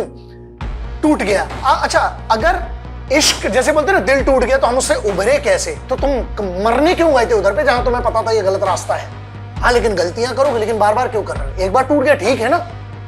सीधी सी बात है कि आप उससे आगे कैसे निकलने के लिए मेन बेस क्या है? पहले जड़ तो समझ लो, जड़ क्या थी? क्या तुम प्रेम में पागल थे कि वो तुम्हें चाहिए ही थी? अगर प्रेम में पागल थे तो जाने दो ना, क्योंकि ये तो हर किताब में लिखा हुआ कि अगर तेरी मोहब्बत बड़ी पाक है जाने दे, अगर असली थी तो अब वापस आएगी जरूर। अगर नहीं आई तो मतलब सीधी सी है वो किसी और की मोहब्बत थी जो तेरे पास आज है, चली गई जहां जिसको जाना था और जिसकी थी असल में। तो यही लड़कियों में है, यही लड़कों में। अब कमाल की बात यह है कि बुरा मान जाना, अरे झगड़ा तो होगा ना जहां रिश्ता है। आप क्या बात कर रहे हैं? हम इधर पे कितना भी ज्ञान देते हैं, रिलेशनशिप कोच, ये वो, you know, we do that, we do this, we do that, we can talk about this. अच्छा, खुद की बीवी तुम फोन नहीं उठाओ 2 बार, वो जब फोन करेगी तो अच्छा वो किससे झगड़े? अगर किसी की पत्नी, अगर किसी का दोस्त, लड़के लड़की के बीच में झगड़ा हो, वो तो अगर झगड़ा ना हो, बहुत सिंपल सी बात है, अगर आपका दोस्त, आपकी बीवी, आपकी गर्लफ्रेंड, आपका बॉयफ्रेंड, आपके जो भी रिलेशन है, आपका मंगेतर अगर आपसे लड़ रहा है, बहुत अच्छी बात है, लड़ना बंद कर दे, मतलब समझ लो कहीं और लड़ रहा है। तो ज्यादा सतर्क हो जाओ। कॉमन है ना, लड़ाई होगी। अरे सीधी सी बात है, फ्रिक्शन बोलते हैं जिसको। आग वही है जहां पर घिसाव है, घिसाव नहीं है तो फिर आग कैसी? ऐसे ऐसे में क्या है? ये है ना रगड़न है जिसको, तो गर्मजोशी जिसको कहते हैं वो रिश्ता है। होगा, टूटेगा, टूटना भी जरूरी है। वही वाली बात है ना, टूटना जरूरी है कुछ नया बनने के लिए, है ना। तो ठीक है, कोई बात नहीं, लेकिन रिकवर कैसे होने के लिए सिर्फ एक चीज है। अगर आपके पास बहुत ईमानदारी से काम है ना, आपको एक बात बताता हूं। सोचिए आप, हमारे माता पिताजी या आपके माता पिताजी, ये पुरानी जो पिछली वाली पीढ़ी थी, वो 60-60 साल, 70-70 साल शादी चला गए, जिनकी कोर्ट मैरिज भी नहीं हुई थी। सोचिए आप, जिनने एक दूसरे को देखा नहीं था, और आज यहां रह के साथ में 6 महीने रिश्ते नहीं चल रहे हैं। तो सोच लीजिए हम उनको कैसे दोष दे सकते हैं? मतलब उनका क्या पावर, क्या इंटेग्रिटी रही है। तो सबसे जरूरी है एक रिश्ते के लिए इंटेग्रिटी। दगाबाज से अगर आप दगा नहीं कर रहे तो आप गधे हैं। दगाबाज के खिलाफ दगा होता, चाहे वो युद्ध की नीति हो, चाहे रणनीति हो, चाहे प्यार हो, इसमें कोई दोष नहीं लगता। इसीलिए चाणक्य ने क्या कहा, कृते प्रतिकृतम कुर्यात हिंसने प्रतिहिंसनम तत्र दोषो ना। तो उसके बहुत सिंपल, अगर उसको पूरा समझेंगे, कृते प्रतिकृतम कुर्यात हिंसने प्रतिहिंसनम, जो अपने से अच्छा है मुझसे अच्छे, तत्र दोषो ना पतति दुष्टौ दुष्टम समाचरेत। दोनों अगर एक से हो, ठीक है ना। अब यहां बात करेंगे, कई लोग बोलेंगे सर आप गलत चीज सिखा रहे। क्या गलत बे? क्या गलत? अगर उसका दिल, सीधी सी बात है ना, जो आज तेरा कजन बन के बैठा है, कल तक किसी और का कजन था, तो ऐसे कजनों से बचो, क्योंकि कल फिर किसी और का कजन बनेगा। इसलिए आप लड़की, सीधी बात है, लड़की के लिए सबसे जरूरी क्या है? सब कुछ ऐसा ना सौंप देना कि कल अपमान ना झेल पाओ, और उसी के साथ सब कुछ देना जिस पर इतना भरोसा हो कि कल तुझे बेच नहीं खाएगा इंटरनेट पर। इतनी सी बात है। हम सब देने तैयार हैं, तेरी औकात होना चाहिए। अब चाहे लड़की हो चाहे लड़का हो, रिश्ते की ये जरूरत है ना। और ध्यान रखना, हर वो चीज के पीछे पागलपन है जो हासिल नहीं है। हासिल होने के बाद उसकी कीमत नहीं है। तो याद रखो, क्या ये प्यार था या अट्रैक्शन? तो अगर अट्रैक्शन की अगर बात करते हैं, भाई अट्रैक्शन तो कहीं पे भी किसी को भी हो सकता है, कोई भी किसी को भी कुछ भी पसंद कर सकता है, लेकिन आपको ध्यान रखना है कि आप सबके लिए हैं या किसी के लिए हैं। ये तो ये चरित्र की बात आती है ना। फिर लोग बोलेंगे कि सर आप मॉडर्न बात करें, पुरानी बात करें। भैया ऐसा है, भारत इसी हिसाब से चलता है। तो ये जो संस्कार है, जो सिखलाई है, और हम कहते हैं ना, अपनी गलती से ही हर बार नहीं सीख रहे हैं, कई बार दूसरों की गलतियों से भी सीख लो। और हमेशा, चाहे आप लड़की से जुड़े, लड़के से जुड़े, बैकग्राउंड जरूर चेक कराएं। हमेशा अगर वो ये कहता है कि उसकी एक्स ने ये कहा है, तो एक बार उसकी एक्स से बात जरूर करिए, चाहे वो लड़का हो चाहे लड़की हो। क्यों? क्योंकि आपने इसकी कहानी सुनी है। अभी भी आधी कहानी सुनना बाकी है। और फिर अपना निर्णय लीजिए कि आपको किसके साथ रहना है। और हमेशा अपने शरीर को कभी भी उसको सौंपिए जो उसका हकदार हो। ऐसा मत सौंप दीजिए कि कल पूरे समाज में बर्बाद हमेशा बच्ची होती है और जेल हमेशा लड़का जाता है। ये दो अलग अलग बातें हैं, दोनों जरूरी है। तो अगर लड़की हो तो ऐसे लड़के से जुड़ो कि आपको बर्बाद ना कर दे एमएमएस बना के, और अगर लड़का हो तो ऐसी लड़की से जुड़ो कि बेटा जेल ना चले जाओ, सिर्फ उसकी शॉपिंग नहीं कराए तो जेल भी भेजा सकती। कानून हमेशा लड़कियों के ही हक में है अभी तक तो इसलिए सतर्क रहना जरूरी है। और दिल का ऐसा है ना, दिल जिसको नहीं तोड़वाना हमारे पास आओ, मैं ऐसा पिछवाड़ा तोड़ेंगे तुम्हारा, तुम दिल टूटना भूल जाओगे। जिसके रोज हड्डियां टूट रही है ना मैम, जिसके रोज ग्राउंड पे उसका दिल नहीं टूटता, उसको ये लगता है भाई अभी सुबह उठना है, फिर से एक्सरसाइज, फिर से ट्रेनिंग पे जाना है, काम पे जाना है। तो ये दिल टूटने का नाटक फ्री लोगों का है, मैं तो नहीं मानता। जिसके बाद बहुत काम है उसको दिल टूटना आखिरी चीज है उसके लिए। बिल्कुल बिल्कुल। आपने सर बीच में एक चीज़ कही थी, इंसल्ट पे जब बात आती है या बेकदरी की बात आती है कि जब रिश्ता मिल जाए या कोई इंसान मिल जाए तो हम बेकदरी करना शुरू कर देते हैं। बट जब कोई हमारा अपमान करे, हमारे अस्तित्व को ठेस पहुंचाए, हमारे आत्मसम्मान को ठेस पहुंचाए, हम उससे कैसे लड़ें या बात करें या उस चीज़ से कैसे डील करें हम? बदला लो। ओके। सिर्फ इतना जवाब इसका। ऐसा बदला लो कि उसके खानदान, उसकी पुश्तों ने ना सोचा हो। सब बदला लो। इज्जत से बड़ा कुछ नहीं, सम्मान से बड़ा कुछ नहीं। आपने एक वर्ड उपयोग किया, सेल्फ एस्टीम बोलते हैं उसको, आत्मसम्मान। फिर जिंदा क्यों है? जिसमें आत्मसम्मान नहीं, जिसकी रीढ़ की हड्डी सीधी नहीं है, अगर तेरा किसी ने अपमान किया है, हाँ ये आज नहीं ले, तैयारी कर पहले, लेकिन बर्बाद तो करके रहेंगे। तुम्हारी पुश्तें हम वो नहीं है, माफ कर दे। इसीलिए मैंने कहा था कि है मेरी भगवती या भोलेनाथ या जिसको भी तू मानता है मेरे शत्रु, दुआ कर कि तेरा ऊपर वाला तुझ पर रहम करे। मैं तो करूंगा नहीं, मैं रहम नहीं करता, मेरी ट्रेनिंग नहीं है। मैंने पूरी जिंदगी ट्रेन की है बर्बाद करने के लिए। मैं किसी का बुरा नहीं करता हूं। अगर किसी ने कोशिश की, मैं पुश्तें मिटा दूंगा। मैं वो आदमी घर में घुस के मारूंगा। अब वो कानून जो होगा वो देख लिया था, पढ़ के बैठे निपट लेंगे। क्यों? यहां बात आत्मसम्मान की आती है, क्योंकि वो मेरा नहीं, मेरे परिवार का, मेरे खानदान, मेरे सनातन धर्म का, मेरे हिंदुस्तानी होने का है।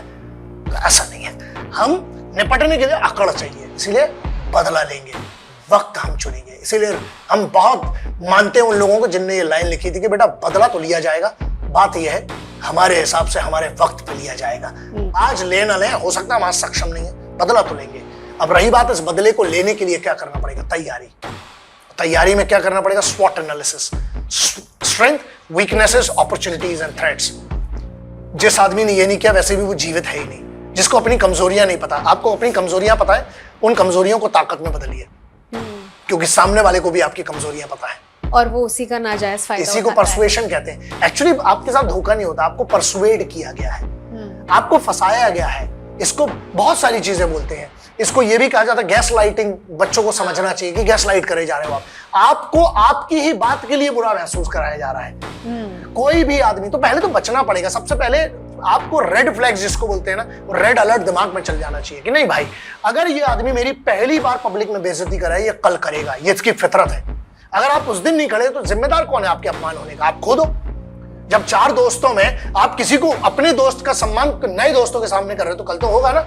उसी समय दोस्ती खत्म कर दो ना। ऐसा क्या यारी? ऐसी कौन सी दोस्ती जो तेरे अपमान पे हंसी के लिए जिंदा है?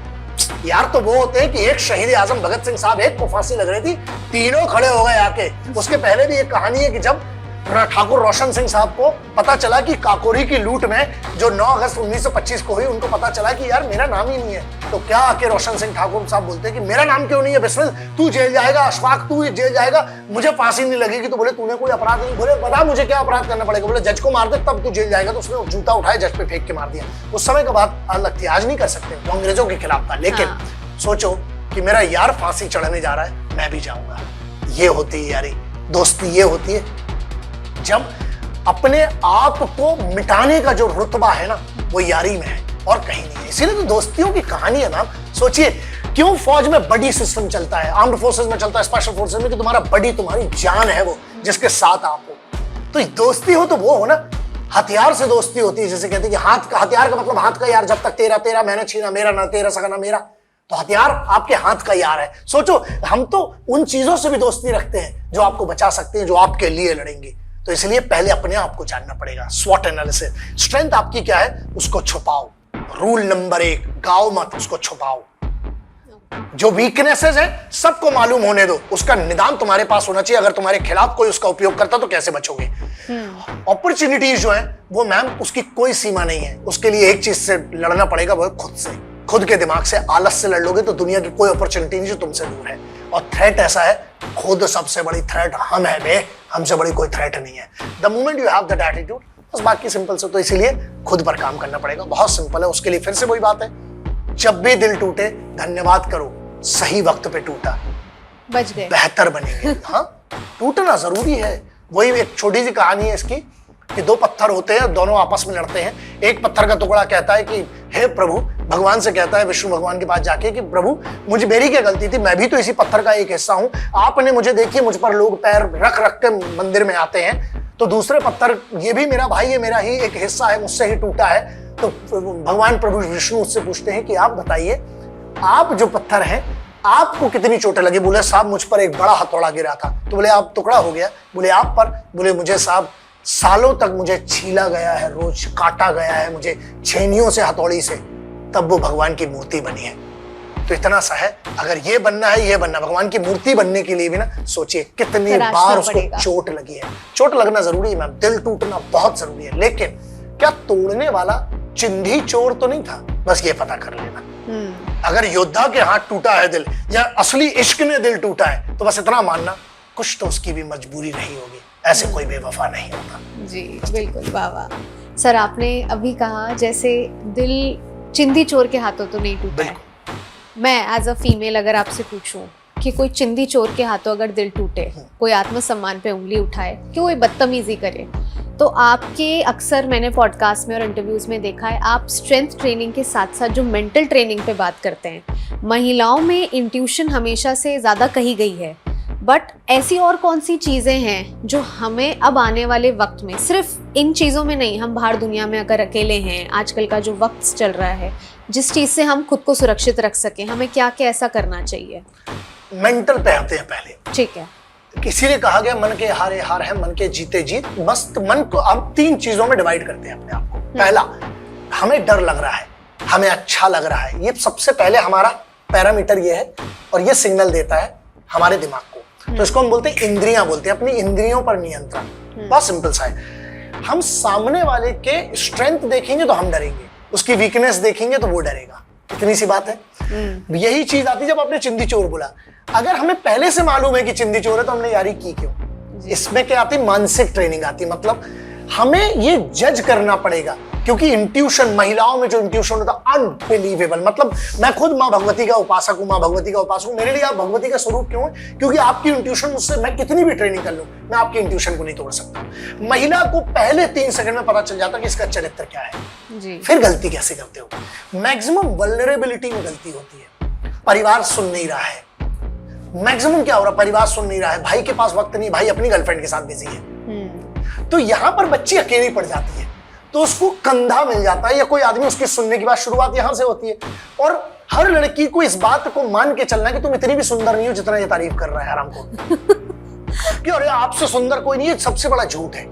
ऐसा बोलेगा, सबको बोलेगा ना। सीधी सी बात है, जो ये कह सके कि सुनो आप जैसे हो मैं आपको एक्सेप्ट करता हूं, वो गैस लाइटिंग कर रहा है कि तुम कमजोर हो या तुम कम हो, मैं तुम पे एहसान कर रहा हूं ना। इन सबसे बचना है। सिंपल सा मानसिक ट्रेनिंग क्या है, मैं इतनी सक्षम होना चाहिए, हम खुद एक महिला के तौर पर, कि हम मानसिक रूप से अपना दिमाग का, अपने सुकून, अपने चैन, अपना जो मेरा जो संयम है, उसका कंट्रोल किसी और के हाथ में। आप अपनी कमजोरी उसको बताओगे तो हमेशा याद रखना, ये दुनिया ऐसी है कि रोकर तेरी कहानी आंसू बहाकर कांधे पर सर रखा कर सुनती है, और जैसे ही तू जाता है दूसरे कांधे को सर पे लगाकर, फिर तेरी कहानी उसको बेचती है। ये दुनिया है।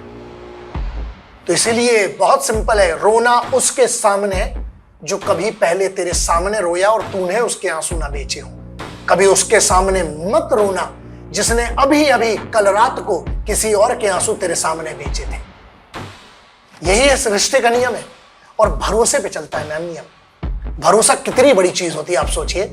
आपने अपने माँ बाप का डीएनए नहीं करवाया, लेकिन माँ ने कह दिया ये तुम्हारा बाप है तो हम मान के बैठे, ये भरोसा होता है। बिल्कुल। तो पुरुष और महिला के बीच का भरोसा होता है। आप सोचिए, पति पत्नी रोज डीएनए नहीं करवा रहे कि बच्चा किसका है, लेकिन मान के बैठे कि हमारा, यही तो भरोसा है ना। तो रिश्ता भरोसे पे चलता है, और वो भरोसा कैसे आता है? मानसिक रूप से। आपका दिमाग ना जो अंदर चल रहा है वो हमेशा कहने की जरूरत नहीं। कुछ चीजें रखी जाती हैं एनालाइज करने के लिए। जो आदमी अपने हर सेंटेंस को बार बार बदले ना, उससे बच के रहिए, क्योंकि एक्शंस में कुछ और एग्जैक्टली वो खुद की बात पे नहीं टिक पा रहा, वो तुम्हारे साथ क्या टिकेगा? जो खुद का सगा नहीं हो, किसी और का, किसी और ने किसी और पर हाथ उठाया था, आप पर हाथ उठाएगा क्योंकि उसका बाप उसकी माँ पे हाथ उठाता था। इसका चरित्र, ये आप बैकग्राउंड चेक करिएगा। यह बैकग्राउंड चेक करना बहुत जरूरी, इसलिए मैंने पहले भी कहा था आपको बैकग्राउंड चेक करना पड़ेगा। उसकी हाथ देखो, आदत बदली जा सकती है, हरकत बदली जा सकती है, लत नहीं। धोखा देना लत है, वो चरित्र में आ जाता है। उसका चरित्र अगर गलत है वो सबके सामने करेगा। रिकवर कैसे होना? मानसिक सिंपल सा है, जितना रोना है ना एक बार रो के खत्म करो। रोज रोने से कुछ नहीं होने, क्योंकि आंसू की कीमत अगर सामने वाले को होती, अच्छा रो किसके लिए रहे हो? अपनी गलतियों के लिए रो रहे तो कितना रोओगे? अगर उसके लिए रो रहे तो वो तो चला गया। क्या वो इतना डिजर्व करता है कि तुम्हारा पीस ले गया, इज्जत ले गया, और आज तुम उसके लिए रो रहे हो? तो अभी भी तो जीत वही है ना। हमेशा याद रखना, टीवी का रिमोट या टीवी टेलीविजन, इसमें से बनना क्या है? अगर आप किसी रिश्ते में टेलीविजन हो तो वैसी आपकी कोई कीमत नहीं है।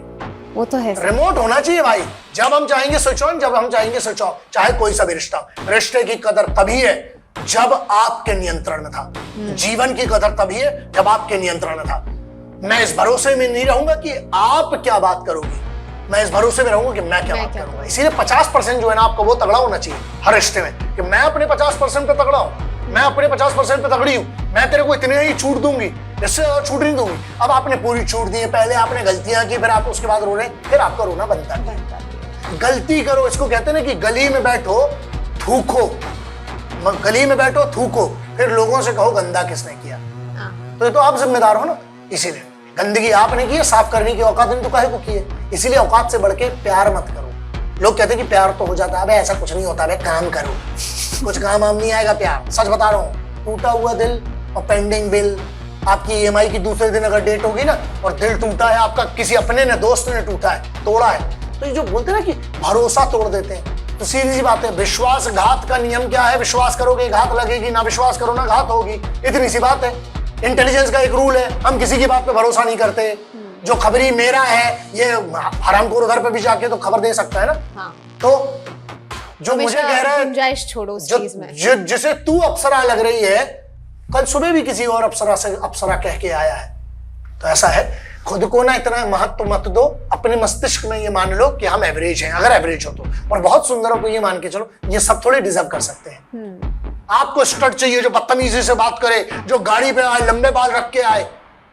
जो एक बात ध्यान रखना, रिश्ते का सबसे बड़ा रेड फ्लैग बताता हूं। जो लड़का कभी देख लो उसकी माँ का फोन आया और माँ से झूठ बोल रहा है कि मैं कहीं और हूं, कभी भरोसा मत करना। जो अपनी माँ की कोख का भरोसा तोड़ बैठा है, जो उससे सगा नहीं है तो उससे कैसे सगा होगा।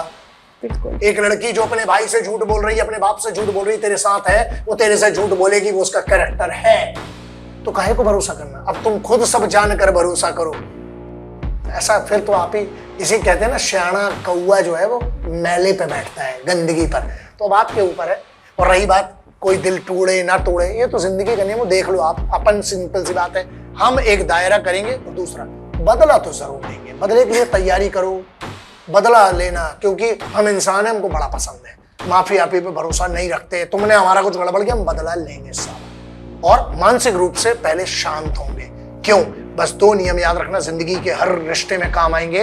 मानसिक ट्रेनिंग के सब। शारीरिक तो ऐसा देखिए, 50 किलो की लड़की 90 किलो के पुरुष से नहीं लड़ सकती, कितनी भी ट्रेनिंग कर लीजिए। हाँ, उसके वीक पॉइंट पे मार के भाग सकती है, उसको हम लोग सर्वाइवल बोलते हैं। करेक्ट, सर्वाइवल बोलते हैं ना।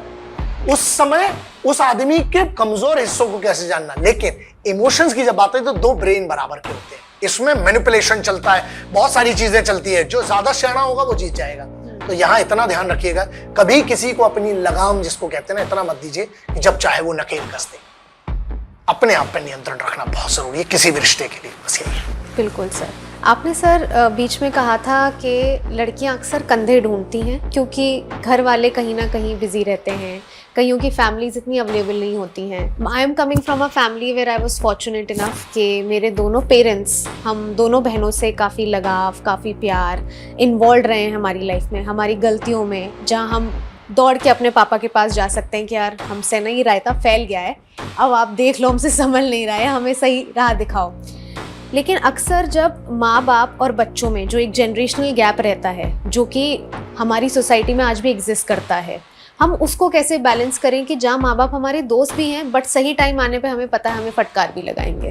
दो चीजें हैं, दोस्त फटकार नहीं लगा सकता, लगा ही नहीं सकता। आप दोस्त की फटकार लेते ही नहीं हो सीरियसली। तो इसके पहले दायरे निर्धारित होना चाहिए कि पिताजी इतने तक बात करेंगे, इसके आगे पिताजी ये कह सकते हैं, माँ इतनी बात करेगी, इसके आगे माँ गुरु है। तो मैंने क्या कहा था, शुरुआत कहाँ से की थी कि आपको दायरे निर्धारित करने पड़ेगा। पिता या एक समय पर या तो बाप हो सकता है, माँ या तो माँ का दायित्व तो निभा सकती है या गुरु का।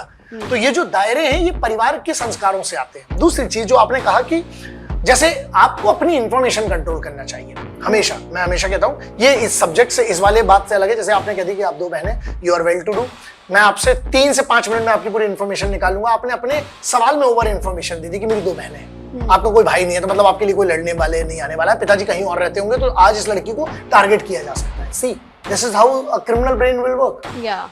तो हमेशा पहले तो अपनी इंफॉर्मेशन सिक्योर के नीड टू नो बेसिस होना चाहिए। जब तक आप उस इंसान को ना, चाहे आप मेरे साथ पॉडकास्ट कर रही हैं, मुझे एक जानकारी की कोई जरूरत नहीं कि आपकी 2 बहनें हैं, आपके पेरेंट्स अच्छे हैं, आपका भाई नहीं है, आपकी तरफ कोई लड़ने वाला नहीं है, आप you are well to do, you speak in this language, you doing this job. No, that's way, this is what the training is, mental training. मैं आपको उतनी ही जानकारी दूंगा जितनी जानकारी की आपको जरूरत है। तो ये एक ये रूल है जो हर लड़की को अपनाना चाहिए, हर लड़के को भी अपनाना चाहिए। कमजोरियां बताओगे तो कमजोरियों पर घात होगी। अब आते हैं आपके जो प्रश्न है, प्रश्न बहुत सिंपल सा आपका, पेरेंट्स की जिम्मेदारी है ये। दोस्ती तो रखना है लेकिन दायरे भी रखना है ना, क्योंकि दायरे नहीं होते तो फिर ये शादियों में लोग नाच क्यों रहे हैं, पता तो सबको क्या होने वाला है। दायरे है ना, लेकिन कि एक माँ बाप को पता है कि कमरे में क्या है, कमरे के बाहर क्या है, लेकिन दायरे है ना, तो ये दायरों को हमें निर्धारित करना पड़ेगा। और वो दायरे ही पेरेंटिंग, अच्छी पेरेंटिंग होती है। आपको क्या लगता है लड़कों के लिए अवेलेबल है? नहीं है। ये सिर्फ लड़कियों की बात नहीं है, बच्चे लड़के कुछ हैं जो चाहते हैं अपने माँ बाप से बात करना, लेकिन इतना भी दायरा मत बना दो कि बेचारे वो कर ही नहीं पाते। फिर वो नशे में चले जाते हैं, किसी और के बाप से बात करें, किसी और की माँ से बात करें, फिर वो मैनिपुलेट हो जाते हैं। वो रिश्तेदार जो है वो सबसे बुरा बना देगा आपको। सिर्फ इस रिश्ते को बेहतर बनाने के लिए एक ही नियम है, रिश्तेदारों से बचो। क्योंकि सबसे ज्यादा चरस बोने वाले, गंदगी करने वाले रिश्तेदार होते हैं, जिनको कोई नहीं पूछता। वो आपके घर में आके आप बच्चों से पैर पड़वाते हैं, आप उनके नहीं, उसकी औकात नहीं, वो अपनी बीवी को मारता, क्यों पैर पड़ूं मैं? तो अगर ये लड़का कह रहा है कि मैं उसके पैर पड़ूंगा, इस चर्सी एक अर्दुल्ला ये दारू पी के किसी की शादी में नाली में डला हुआ था, अब मेरा फूफा है, मेरा जीजा है, तो मैं इसके पैर पड़ूं, लोग बोलेंगे कि आप संस्कारों की, काय का संस्कार है? वो अपनी बीवी को शराब पी के मार रहा है, मैं काय को उसकी इज्जत करूं? मेरा रिश्ता उससे कुछ भी हो। ये अगर ये बच्चे बोलते हैं, जो युवा बोलते हैं, बिल्कुल सही बात है। हर रिश्तेदार की इज्जत करने की जरूरत नहीं। चिंदी चोर है, 2 कौड़ी का आदमी, बेवकूफ आदमी, उसकी काय को इज्जत करे? हाँ, उसके कर्म की इज्जत होनी चाहिए, उम्र की नहीं। यही नियम है। यही जब पेरेंट्स सिखाएंगे ना कि नहीं बेटा, क्यों बाहर आके अंकल आंटी से मिलो, अंकल आए मिलो, काय को मिलना है? नहीं मिलना उस लड़की को। वो शॉर्ट्स पहनी है, अपनी बंडी पे है, वो अपने शॉर्ट्स में है, अपने रूम में है, वो पूरा चेंज करे तेरे को दिखाने के लिए कि मेरी बेटी इतनी संस्कार है। क्यों? हर बेटी को क्यों तुम्हें नुमाइश क्यों करना है यार? कोई नुमाइश की चीज नहीं है बेटियां। आपका सम्मान है, आपके घर का ताज है, वो ना कहते हैं इज्जत हमारे घर की, तो बचाओ ना उसको। सब में काहे को आप नुमाइश कर रहे हो? फिर ये जिस दिन चीजें दायरे बनेंगे ना, उस दिन बच्चे कंफर्टेबल हो जाएंगे। कौन सा पिछली बार एक बाप है या माँ है जो जाके पूछते बेटा कैसा रहा दिन? वो सीधे आगे बता, तुमको पता है हमारा दिन कैसा गया? बाप अपनी एक कहानी बता रहा, माँ अपनी एक कहानी बता रही। नहीं, उससे पूछो ना उस बच्चे से। यार हो सकता है उसके भी बच्चे को, उसको किसी ने सीने में थप्पड़ मार दिया, हो सकता है एक लड़की ने उसको कह दिया कि तेरा रंग कैसा है, हो सकता है उस लड़की को किसी ने कह दिया कि यार यू आर स्टिंकिंग। आप बताओ यार, तेरी आईब्रो नहीं बनी हुई है, तेरे अपर लिप नहीं बने हुए, तेरे देख तेरे हाथ में बाल है। एक बात बताओ, उस लड़की के लिए वो स्टिग्मा है बहुत बड़ा। वो बच्ची उस समय कैसे, तो क्या माँ पूछती बेटा सब ठीक था, आज कैसा रहा आपका दिन? हमारे घर में एक नियम बनाया हमने, वो 15 से 20 मिनट हम लोग गुजारते हैं, वही हमारा रिश्ता चला रहा है। 5-5 मिनट सबको मिलेंगे, आज क्या था, कोई प्रॉब्लम हुई, बताओ साला हम खड़े हैं तुम्हारे साथ। तुमको एक कॉन्फिडेंस होना चाहिए कि हो गई गलती यार, करते हैं, हमने भी की है जवानी में, सब पूरी दुनिया करती है, लेकिन हमने कोई ऐसी नहीं की जो रिकवर ना हो पाए, किसी को धोखा नहीं दिया हमने। यही बात, इसीलिए आवाज में इतनी खड़ा के आंख में आंख डाल के बात कर रहा हूं आपसे, लाखों लड़कियां सिखा के आया हूं, इसलिए इतनी बात करेंगे क्योंकि देखा है गलत क्या होता, सही क्या होता है। आपको आप में ये कंफर्ट कैसे आया कि आप ये प्रश्न मुझसे पूछ रही हैं? आप सोचिए, वो कंफर्ट पैदा किया जाता है क्योंकि आपको 2 सेकंड लगेंगे पता करने में ये आदमी का चरित्र क्या है बातों से, और ये कहां देख रहा है, चिन के ऊपर देख रहा है कि छाती पे देख रहा है कि नीचे देख रहा है, इतनी सी बात है ना। तो ये सिखाता कौन है? ये लड़की को कोई नहीं सिखा सकता, ये होता है उसके अंदर इंट्यूशन। माँ को उसकी इंट्यूशन को डेवलप करना चाहिए। बाप को अगर बेटी से गलती हो गई तो उसके साथ खड़ा होना चाहिए, उसको ताने ना दे कि तूने हमारी इज्जत दांव पे लगा लिया। अबे तेरी क्या इज्जत है, खुद की एक चिंदी टूटी लूना रखी हुई है तेरे पास, साले तेरे पास फटा हुआ जूता है, तेरी 4 शर्ट तेरी वो भी फटी हुई है, साले तेरे को खुद को रिश्तेदार के कर्जे चुका रहा तू, तेरी कौन सी इज्जत है? तेरे को हर तेरा दारू पीने वाला तेरे साथ में बैठ के अगर तेरे बाप का तो वो तेरा दोस्त आके तेरे को माँ बहन की गाली बकरा तेरे घर पे आके कह तेरी खुद की कोई इज्जत है? जिसकी खुद की इज्जत नहीं है वही ज्यादा इज्जत के नाटक होते हैं। जिसकी इज्जत होती है उसको बताना नहीं पड़ता ना, जिसमें ताकत होती है ना महसूस होती है कि इसमें ताकत है इसलिए इतनी इज्जत दे रहा है।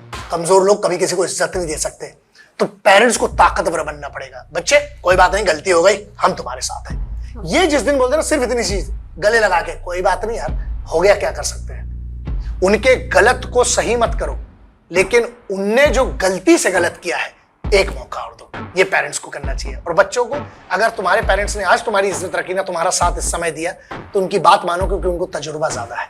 बिल्कुल, बस इतनी सी बात है। ये तो सर आपने बहुत सही बात बोली। सर आप जब दायरों की बात करते हैं और दायरों में हमारे आसपास हमारे अनगिनत दोस्त हैं, हम आजकल इंस्टाग्राम, यूट्यूब, मतलब हम सबके लिए सोशल मीडिया ऐसा पोर्टल है जहां अगर रिस्ट्रिक्शंस नहीं हो तो वो पॉजिटिव से कम नेगेटिव इन्फ्लुएंस हो जाएगा, हमें खुद को भी नहीं पता चलता है। क्योंकि वो ये जो दिखता है वो बिकता वाली बात है। अगर हम झूठ को भी रोज 100 बार बोलेंगे तो सच लगने लगेगा एक पॉइंट पे। तो हम उन नेगेटिव इन्फ्लुएंसेस को कैसे काबू में करें, उनका ख्याल रखें ताकि वो हमारे लिए प्रॉब्लमैटिक ना बने। जिसके पास इतना टाइम है ना, जो 4 घंटे 6 घंटे इंस्टा पे बिता रहा है या किसी भी सोशल मीडिया पे बिता रहा है, वो वैसे भी किसी के काम का नहीं। ना वो देश के काम का है, ना वो समाज के काम का, ना वो खुद के काम का है। जो कंटेंट भी बनाने वाले लोग हैं ना मैम, उनके पास इतना टाइम नहीं होता। आपने कंटेंट बनाया, डाल दिया, लेकिन अगर आप स्क्रोल पे बैठे हुए सुबह से रात तक, कुछ नहीं होने वाला, कुछ नहीं होने वाला।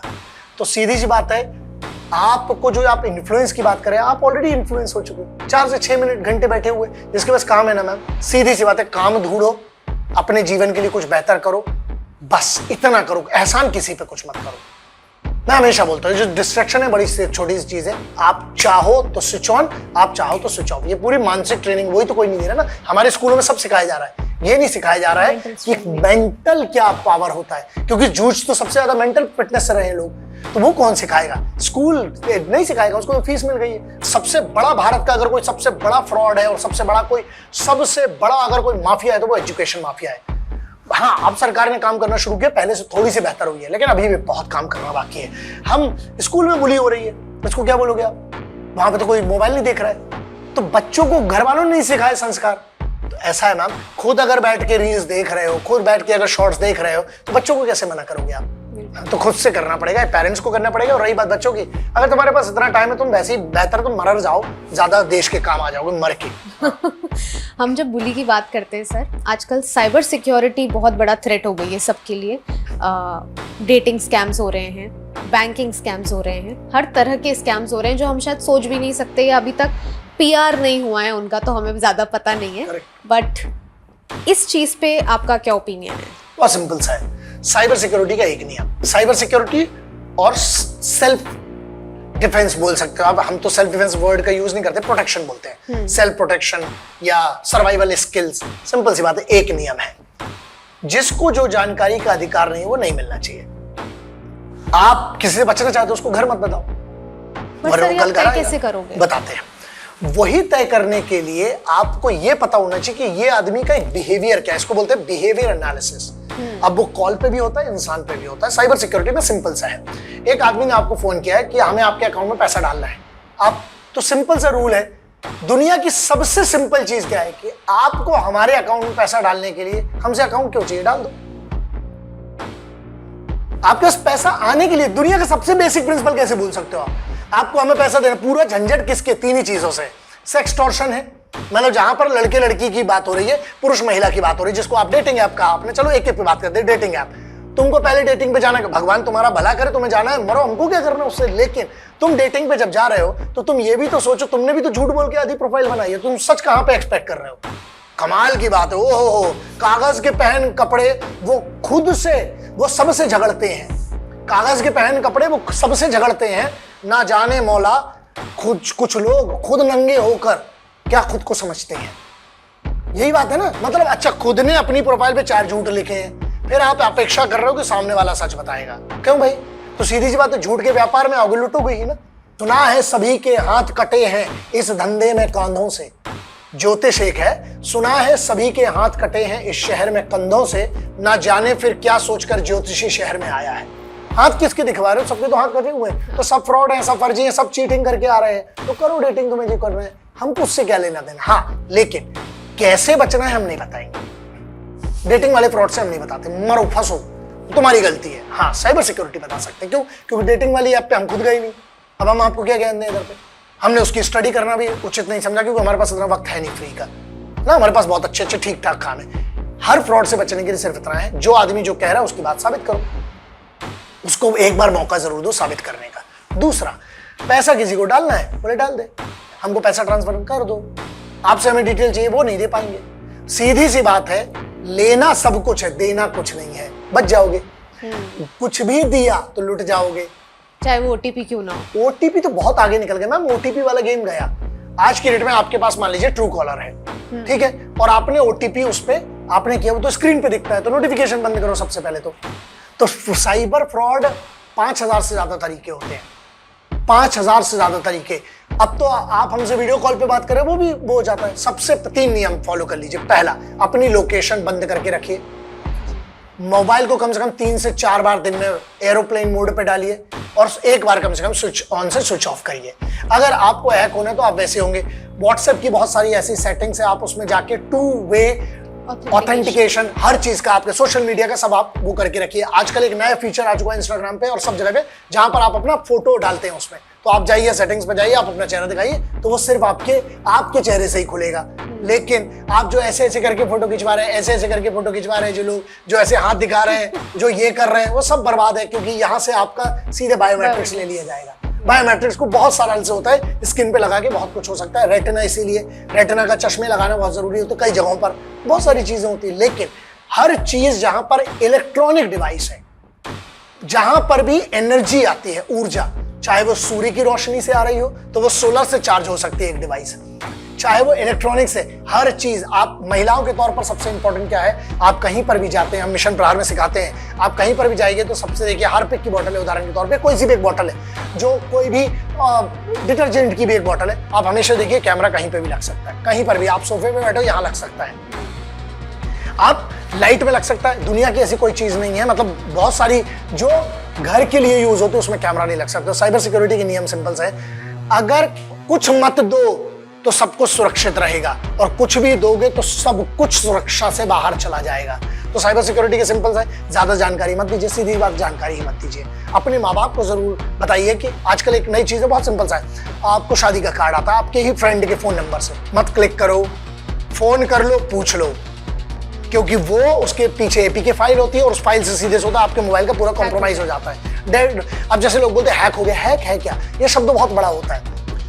आप सिंपल ये समझे, आपका इंक्रिप्शन टूटना मतलब आपका डेटा कॉम्प्रोमाइज हो रहा है। हाँ, अगर आपके पास कुछ ऐसा डेटा है ही नहीं, जैसे हम बोलते हैं हमारा फोन है, जाओ तुमको जो जैसा हैक करना कर लो, हमें पता ना हमको सेंसिटिव डेटा कहाँ रखना है कहाँ नहीं रखना है, इतनी भी बुद्धि नहीं है आपकी, तो क्या है। अब आप अपने पूरे पासवर्ड रखोगे, आप अगर जो सिक्योरिटी कोड है आप उसको भी मोबाइल में फोटो खींच के रखोगे, तो अगर आपकी गैलरी कॉम्प्रोमाइज होगी, गैलरी तो सिंपल है, मैं आपका मान लीजिए आपके पास व्हाट्सएप है, मुझे आपका कोई भी एक ऐसी एप्लीकेशन के अंदर एपीके फाइल डाल देना है, या मुझे आपके मोबाइल की किसी भी प्रकार से एसएमएस से लेके किसी भी तरीके से मैंने एक्सेस ले लिया, मुझे आपने हर जगह तो फोटो का एक्सेस दे रखा है। आपको इंस्टाग्राम पे फोटो डालना तो आपने ऑल लाइब्रेरी नहीं, उसको आप सिलेक्टेड पे करिए। लेकिन फिर आदमी को क्या है, कंटाल आता है, आदमी बोलता है यार इतना मेहनत लगता है, तो इसीलिए आलस से बचना पड़ेगा, और किसी के भी कॉल पर भरोसा मत करें। आजकल नई वेबसाइट हो गई है, और आपको बहुत सारे संचारसाथी.com है, बहुत सारी चीजें, आपके आधार कार्ड पे कितने मोबाइल नंबर चल रहे हैं आपको नहीं पता है। आप टैफकॉप करके एक वेबसाइट है, आप उस पर जाइए, अपने आधार कार्ड का नंबर ले लिया, अपने मोबाइल का ओटीपी ले लो, उसमें आप देख लीजिए आपके नाम पे कितने आपके आधार कार्ड पे कितने नंबर चल रहे हैं, आपको पता ही नहीं है। जो आपका नंबर नहीं है उसको आप उधर से ब्लॉक कर दो, 30 सेकंड का काम है, लेकिन करना नहीं है आपको सब। फिर बाद में आके आप सरकार को दोष दोगे, साइबर सिक्योरिटी वालों को दोगे कि अरे यार पुलिस कुछ काम नहीं कर रही है। अरे कहां से काम करेगी, आप रिपोर्ट करते हो, सेक्सटॉर्शन का एक केस है, आपने काहे को वीडियो भेजा भाई किसी के पास, और नहीं भी भेजा, अगर अच्छा देखिए सिंपल सी बात है, कैसे डरता है आदमी, हम आपकी बीवी को बता देंगे, अगर आपकी बीवी को वैसे आप पे भरोसा नहीं तो तुम तो वैसे ही फंस चुके हो, फिर तो कोई भी आदमी इल्जाम लगाएगा, तो ये भरोसा आपने नहीं कमाया।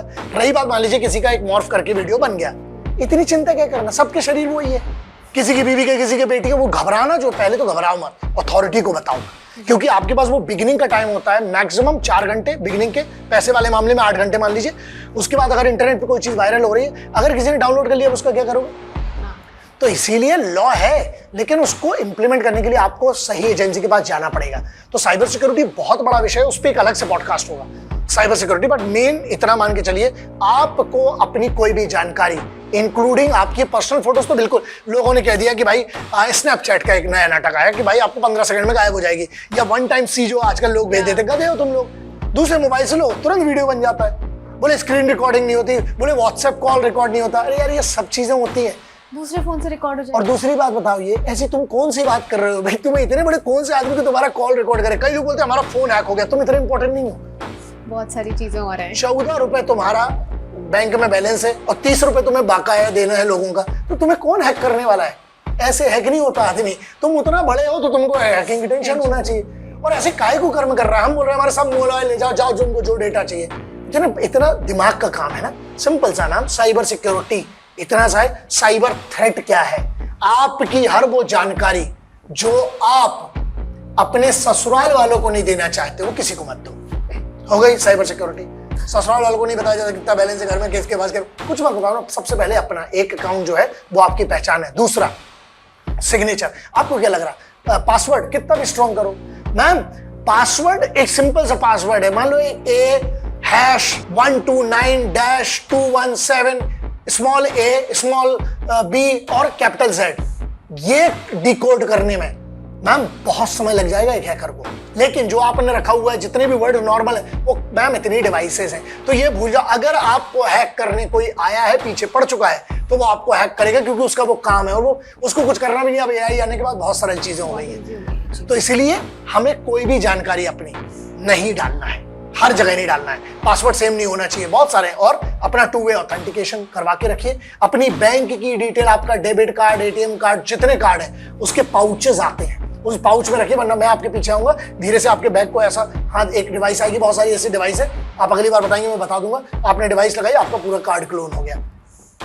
बहुत सारी डिवाइसेस हैं। उसके बाद और सब इंटरनेट पे मिल रही है। वायर में आपको लगा दूंगा, आपको लगेगा केबल है नॉर्मल सी, लेकिन वो केबल नहीं है, उसमें कहीं पे भी आपका डेटा, आप कितनी बार पे एयरपोर्ट पे अपना मोबाइल चार्ज मत करिए, उसकी कोई गारंटी नहीं है। कोई भी पब्लिक है, रेस्टोरेंट्स में आप जाते हो, मत करिए, क्योंकि कोई भी जो साइबर वाला बंदा है, कोई भी हैकर, बोलते हैं hacker is wrong word, but एक आदमी जिसको वल्नरेबिलिटीज पता है, उसने जाके अपना एक दिन जाएगा, एक पेचकस लगा के आ जाएगा, फिर क्या कर लोगे आप? कभी किसी के साथ होटल जा रहे हो तो 99.9% मान के चलिए आपका वीडियो रिकॉर्ड होगा। Entire Gen Z apparently would be celebrating Valentine's Day, but for India it would be 7 years since the Black Day.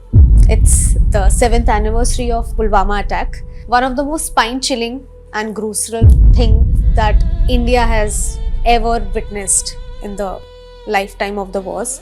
What do you think, like, which led to this? हमारे system में कहाँ ऐसा loop hole रह गया जिस वजह से ये घटना हुई? अब क्या मैं आपको इक्वल समझ सकता हूँ कि एक लड़की समझ के बात करना है?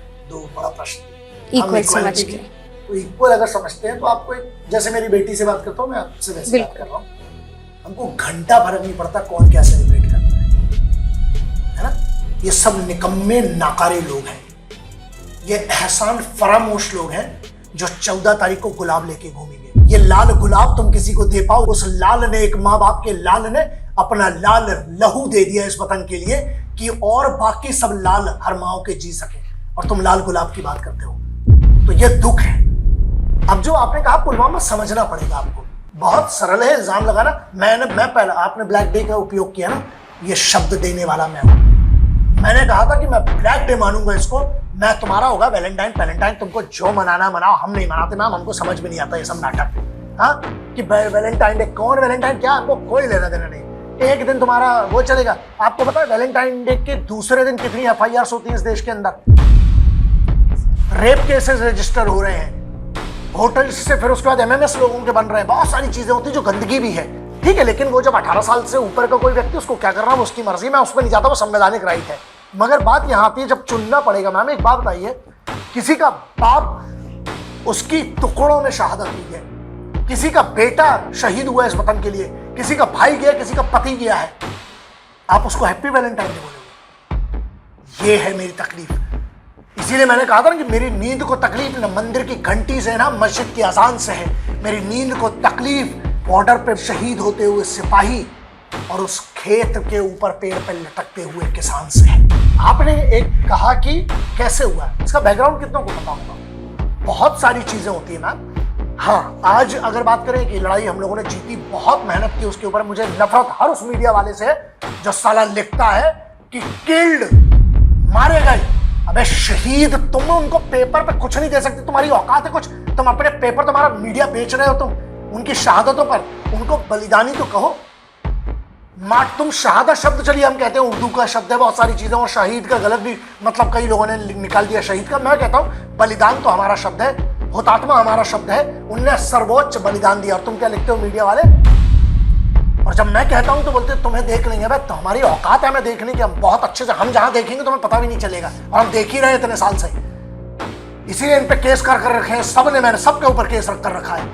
अब एक बात बताइए आप, 40 जब हमारी बलिदान होता है, सर्वोच्च बलिदान देते हैं हमारे सीआरपीएफ के जवान, जब वो निकलते, वो जगह जहां पर ये हमला हुआ था, ये बेसिकली जो इम्प्रोवाइज एक्सप्लोजिव डिवाइस होती है, आईडीज जो होते हैं, उसमें वो गाड़ी में था, एक्सप्लोजिव था, गाड़ी में से टक्कर मारता है उस जगह, पुलवामा जहां पर हुआ था, वहां पर जब 40 बलिदान होता है तो बहुत सारे ने, आपको पता है उसी सोशल मीडिया पे कईयों ने तो हंसने वाली भी इमोजी डाली थी। सरकार कहां फेल हुई है मैं बताता हूँ। जितने लोगों ने उस समय वो हंसने वाली इमोजी डाली थी ना, अगर इनको उठाकर टांग दिया जाता ना पब्लिकली, इनको आजीवन कारावास दिया जाता ना, सब सुधर जाते हैं। यही हमारे इधर समस्या है। फिर जब अगला हमला होता है तो कई लोग उसको एंजॉय कर रहे होते हैं, मतलब ग्रुप्स में बातें चलने लगती है। शर्म इस बात की आती है कि जिनने अपने बलिदान दिया ना, उनने तुम्हारा धर्म नहीं देखा, उनने तुम्हारी जात पात, हिंदू मुस्लिम सिख ईसाई, हिंदू में तुम राजपूत हो कि ब्राह्मण हो कि दलित हो कि तुम हरिजन हो कि तुम एसटी हो कि तुम एससी हो, नहीं, उनने अपना बलिदान दिया इस भारत के आने वाली पीढ़ियों के लिए। और मैम, ये तो सबसे बुरा बलिदान मैं कहता हूँ।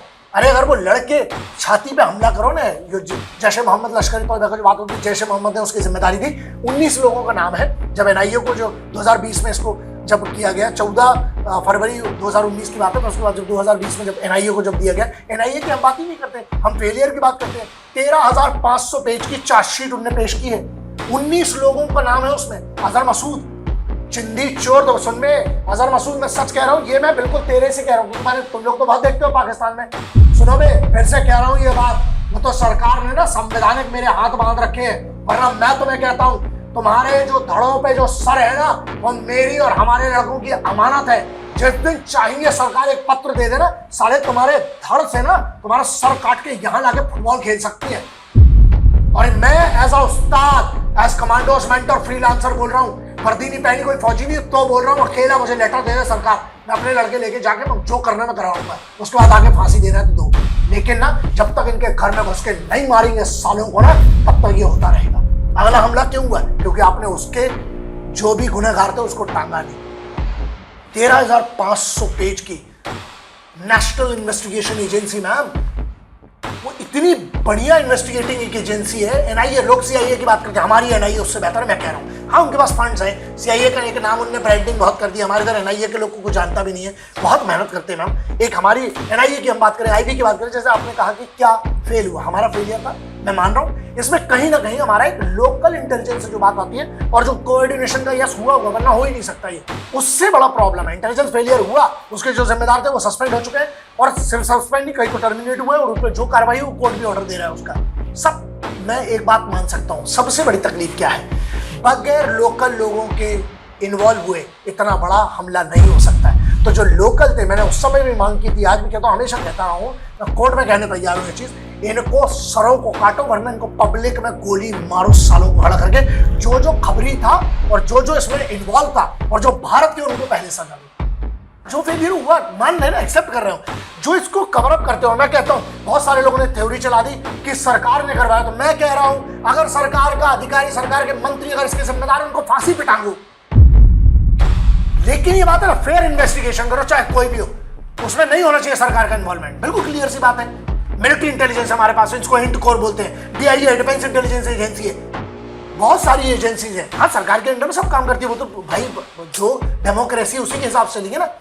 लेकिन यहाँ बात ये आ रही है, इसमें जो भी गद्दार है, जो भी है, अब इसीलिए सब जुडिस है, उसका जल्दी निर्णय आने वाला है। 2020 में 21 से अभी बहुत सारे सब ये 19 लोगों को, अभियुक्त को एनआईए बहुत बड़ी कार्रवाई कर रही है। बात यह है कि इस चीज को पता नहीं चलता क्योंकि इसका पीआर नहीं होता है। मैम, बहुत सारे लोग उठाए गए हैं, उनमें से जो मेन कल्प्रेट थे उनको सजा हो रही है, उनके घरों के ऊपर कार्रवाई हो रही है, उनके बाकी लोग जो उसमें इन्वॉल्व थे सब पे कार्रवाई हो रही है। हमें अच्छी भी बात बताना पड़ेगी। एक अच्छी चीज हुई है, बहुत बड़ी लड़ाई चली, बहुत सारा मुद्दा आंदोलन समझ लीजिए, लेकिन अब 39 लोगों को बलिदानियों का शहीद का दर्जा दिया गया है, जिसके लिए आप काफी लड़े। नहीं मैं तो बोलता हूँ, मेरा काम है, मेरे पास एक चीज है, एक तो आवाज है, और रही बात कहीं कोर्ट में जाने की बात होती है तो हम खड़े जाते हैं, एज अ पिटिशन कभी भी जा सकते हैं, वो मेरा संवैधानिक राइट है। लेकिन यहाँ बात आती है, मेरा कोई क्रेडिट नहीं है, मेरा सिर्फ इतना क्रेडिट है, आवाज तो उठाई ना। मैं उन मीडिया वालों से आज भी लड़ता हूँ, मेरी कोई व्यक्तिगत दुश्मनी थोड़ी है ना।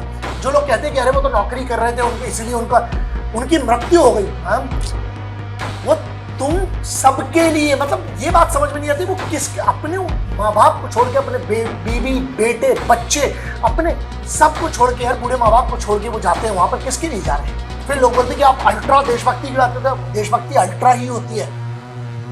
देशभक्ति कोई ऐसी छोटी चीज नहीं है अरे जिसमें खून ना खोले, वो क्या है ना, खून खोलना जरूरी है ना, और खून खोलता है। तो इसमें यह है कि हाँ वही डिमांड थी, आज भी है और आगे भी रहेगी। और मैं सरकार से बोलता हूँ, सरकार हमारी काबिल है मैम, हमारी एजेंसीज काबिल है। जब मैं सरकार की बात करता हूँ तो हमारी जो सरकार का मतलब एजेंसी जो है रिप्रेजेंट किसको करती है? गवर्नमेंट को। हमारी एजेंसी, जब एनआईए की बात करें, आईबी की बात करें, बहुत कॉम्पिटेंट है, बहुत। लेकिन एनआईए और आईबी के चीफ का मैं आपसे नाम पूछूंगा तो नहीं पता होगा आपको, आरएनएडब्ल्यू के चीफ का नाम नहीं पता होता किसी को।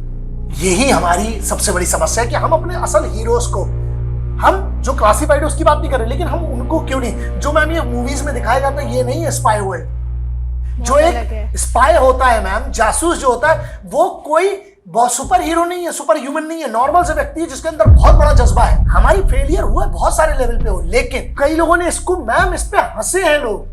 आईपी एड्रेस होता है, एक आईपी एड्रेस पूरी साइबर कमांड खड़ी करो। जिसने उस पे इमोजी में हंसी डाली थी ना, और जो लिख रहा था माँ ये अच्छे मरे, इनको घर से उठाओ, सालों को मारते हुए इनका जुलूस निकालो पूरे देश के अंदर, उनके शहर के अंदर। जब तक हम ये नहीं करेंगे ना, लोग कहते हैं वायलेंस की बात है, हाँ है वायलेंस, क्योंकि वही सीखा है जिंदगी भर, और बहुत पसंद है हमें वायलेंस। हम करते हैं क्योंकि दुनिया में अगर आपको शांति चाहिए, अगर हमें अपने शत्रुओं के खेमे में शांति चाहिए, तो हमें वायलेंस करने वाले लोग चाहिए। ये हाथ और वार्ता से कुछ नहीं होने वाला। आप करते रहो वार्ता, जब खरासा चाहिए ना, माँ चामुंडा जब तक नहीं नाचेगी ना, जब तक नंगा नाच नहीं होगा खून का चारों तरफ शत्रु के गढ़ में, तब तक ये ऐसे ही हमले करते रहेंगे साले। है हमारे पास सक्षम, दीजिए परमिशन। ऐसा नहीं, पहले से बहुत हाथ खुले हैं और हर ऑपरेशन बताया भी नहीं जाता मैम, लेकिन और करना पड़ेगा। सर अब 7 साल बाद हमारी 13,500 पेजेस की चार्जशीट, जैसा आपने मेंशन किया, one of the biggest and the largest chargesheets which have been filed, हमें शहादत मिल गई उन 40 जवानों को लेके। लेकिन आज भी कहीं ना कहीं हम ये पता लगा चुके हैं कि ठीक है सिस्टम में लूप होल्स कहाँ थे, लेकिन आगे आपके ओपिनियन के हिसाब से और आपके नज़रिए के हिसाब से ऐसी और कौन सी चीज़ें होनी चाहिए हैं ताकि ये घटना या इस तरह की कोई भी घटना करने से पहले दुश्मन 100 बार सोचे? सीधी सी बात है ना, शत्रु बोध बहुत जरूरी है। हम दुश्मन पे बात करते हैं पहले, दुश्मन है कौन असल? हम मानते हैं पाकिस्तान है, एक चाइना मान लीजिए, अभी की बात करते हैं, अभी के पर्सपेक्टिव में बात करते हैं, जो भी हमारा बॉर्डर एरिया पे चल रहा है, डिस्प्यूट चल रहा है, ये सब है। डोकलाम में जो हुआ, या हम बहुत सारी अरुणाचल की हम बात करें, हम पूरे भारत की बात करें, हम 3.5 फ्रंट पे लड़ रहे हैं। एक फ्रंट पाकिस्तान मान ले, चिंदी चोरे फिर भी चलो मान ले, क्या, मैं तो कई बार सोचता हूँ उनके पास तो चाय नहीं है मैम, पेपर पे चाय लिखते हो, चाटते हैं चिंदी चोरे, फिर भी क्या करें, मजबूरी है कि बोलना पड़ता है। इसीलिए मैंने 2 हैशटैग बड़े सम्मान से निकाले थे, #PKMKB, #CKMKB।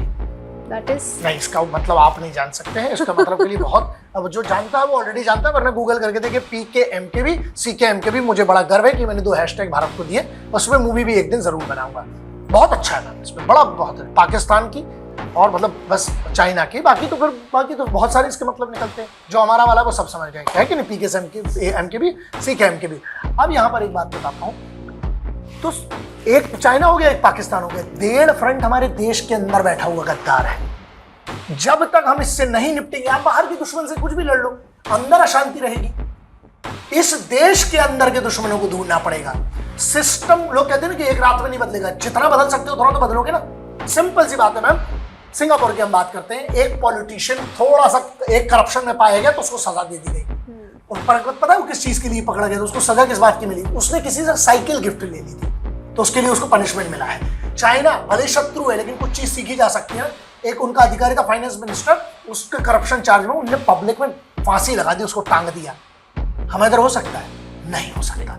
तो अब क्या मैं वो बदल सकता हूं? नहीं बदल सकता हूं। तो मैंने ये चीज सीखी है कि जो मैं नहीं बदल सकता हूं उस पर ज्यादा बात मत करो, जो बदल सकते हो वो क्या है।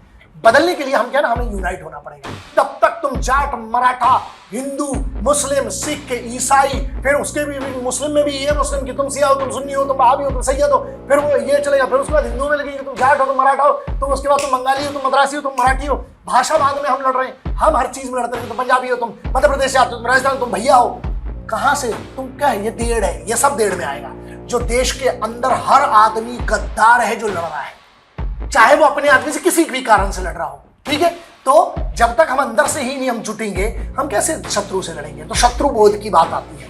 अब यहां पर बात आती है जो देड़ फ्रंट है इसको कैसे हैंडल करेंगे। पनिशमेंट क्लियर करना पड़ेगा, बहुत क्लियर पनिशमेंट है। अगर देश के अंदर किसी ने भी ऐसा कोई माहौल बनाया, अगर सेनाओं के विरोध में कोई बात कर रहा है, अगर हमारी शहादतों को बलिदान के विरोध में कोई कर रहा है, जब तक आप उसको कैपिटल पनिशमेंट नहीं दोगे, जब तक उस पर राष्ट्रद्रोह का मुकदमा लगाकर, जब तक, और सीधी बात है कि देश चलेगा कैसे? एक तरफ साइंटिस्ट को बेल नहीं मिलती है और एक तरफ क्रिमिनल है हमारे इधर, जो क्रिमिनल बेल पे चुनाव लड़ लेते हैं, और यहाँ साइंटिस्ट को बेल नहीं मिलेगी। तो यहाँ पर यही होता है ना कि किसको किस आरोप में डाला, जल्दी से करो। हम बोलते हैं अगर गलत है तो फांसी टांगो, अगर सही है तो तुरंत छोड़ो। जब तक हमको ये नहीं कहते, इसलिए जुडिशरी पिछले 20 साल, मैं बोलता हूँ पिछले 20 सालों में बहुत बड़े बड़े निर्णय आए हैं, लेकिन पिछले 5 से 6 साल में बहुत बड़े बड़े निर्णय लिए गए। जुडिशरी टाइट कर रही है, लेकिन सरकार, अब भी बात है ना, अभी यूजीसी आ गया उदाहरण के तौर पर। मैं हमेशा कहता हूँ उस कोर्ट को डिसाइड करने देते, संसद को डिसाइड करने देते, दोनों को एक बन के एक दूसरे के विरोध में काम नहीं करना है। एक बन के जिस दिन आ जाएंगे ना, देश बहुत अच्छे से बन जाएगा। हमें सब कुछ समझाना पड़ेगा, तुम्हारा दायित्व क्या है। आर्टिकल 51 अल्फा है, 51A आर्टिकल, वो ये कहता है कि आपकी फंडामेंटल ड्यूटीज भी हैं राष्ट्र को लेके, वो हमें करना पड़ेगा। हमें समाज के तौर पर बच्चों को सिखाना पड़ेगा, बच्चों से बड़ों को, वही जवान बनेगा वही देश चलाएगा, हमको वो करना पड़ेगा। फिर अब जब हम आते हैं, आपने बोला परमानेंट निदान क्या है, सिंपल सा है ना, जितने हमने जो हथियार बनाए हैं, हम टेस्ट क्यों नहीं कर रहे? हमने काहे को ले रखे हैं? ठोको ठाको खत्म करो, इनके मास्टरमाइंड्स को उठाओ। मैं सच बोल रहा हूं मैम, उनको पाकिस्तान में मारने की जरूरत नहीं है। हमारी एजेंसीज कैपेबल हैं उनको उठा के हिंदुस्तान लाने के लिए। जो जहां पे बड़ा डॉन बन के बैठा है, बड़ा दादा बन के बैठा, उसको उसके घर में मारने की क्षमता है। पहले तो उधर मारो, फिर उसके बाद उसके जो गुर्गे उनको उठा के लाओ, उधर मारो, पब्लिक में मारो। मैं सच बता रहा हूं, एक ऑपरेशन करना है पूरी दुनिया में। ऑपरेशन नेपट्यून स्पीयर किया यूनाइटेड स्टेट्स ने, इजराइल ने इतने बड़े बड़े ऑपरेशन किए हैं। मैं बहुत क्लोजली काम किया हूं, देखता हूं, जानता हूं, समझता हूं, कई बहुत लंबा समय रहा हूं। अब एक बात बताइए, इजराइल कर सकता है? 81 लाख की पॉपुलेशन है पूरी, मुंबई से कम है, लेकिन वहां जब युद्ध, बस बात यह है ना, जिस दिन देश कैसे बदलेगा। हमारे इधर एक ऑपरेशन सिंदूर चालू होता है तो यहां से भागने वालों की संख्या ज्यादा थी। जब वहां पर इजराइल में युद्ध शुरू होता है तो आने वालों की फ्लाइट में नीचे बैठ के, समंदर के रास्ते बैठ बैठ के आए उन लोग कैसे जमीन पर। सोचिए, फर्क ये है, यहां से भागने वाली बात है ना कि जब धमाका होता है तो सबसे पहले चूहे भागते हैं, बच्चों मत लड़ो। यस, ये है कॉकरोच। और मैम, ये अंदर के कॉकरोचों को मारना पड़ेगा, वरना कुछ नहीं होने वाला। तो इसीलिए मैं कहता हूं इसका निदान सबसे पहले ये है। रही बात बाहर, उसके लिए सरकार ने अधिकारी चुने हैं। हम काहे को सब सलाह दे के बैठे, बंगले मिले हैं अधिकारियों को। ये अधिकारियों का ना, हम कैसे देश में काम करेंगे? हमारे अधिकारी करप्शन चार्ज में पकड़े जा रहे हैं। तो करप्शन नहीं मिटाया जा सकता, मैं बोल रहा हूं, इतना सरल नहीं है, क्योंकि पैरेलल इकोनॉमी चलती है। सबको पता है हवाला का पैसा कहां से उठ रहा है, कहां किसके पास जा रहा है, सबको पता है। सबको पता है कौन से किस में क्या सेटिंग हो रही है, सबको पता है, लेकिन पकड़ क्यों नहीं रहा? फिर हर एजेंसी को वही वाली बात है, खुला छूट का मतलब होता है फिर खुली छूट दो। मैम, 72 घंटे में देश सुधर जाएगा। एजेंसी भी काम करना चाहती। अब बात यह आती है कि नेताजी का, अच्छा, पक्ष का हो विपक्ष का हो, मेंबर ऑफ पार्लियामेंट है, विधायक है, इन सबको आप चुन चुन के आप ही भेजते हो, फिर आप ही इनसे नहीं मिल पा रहे हो।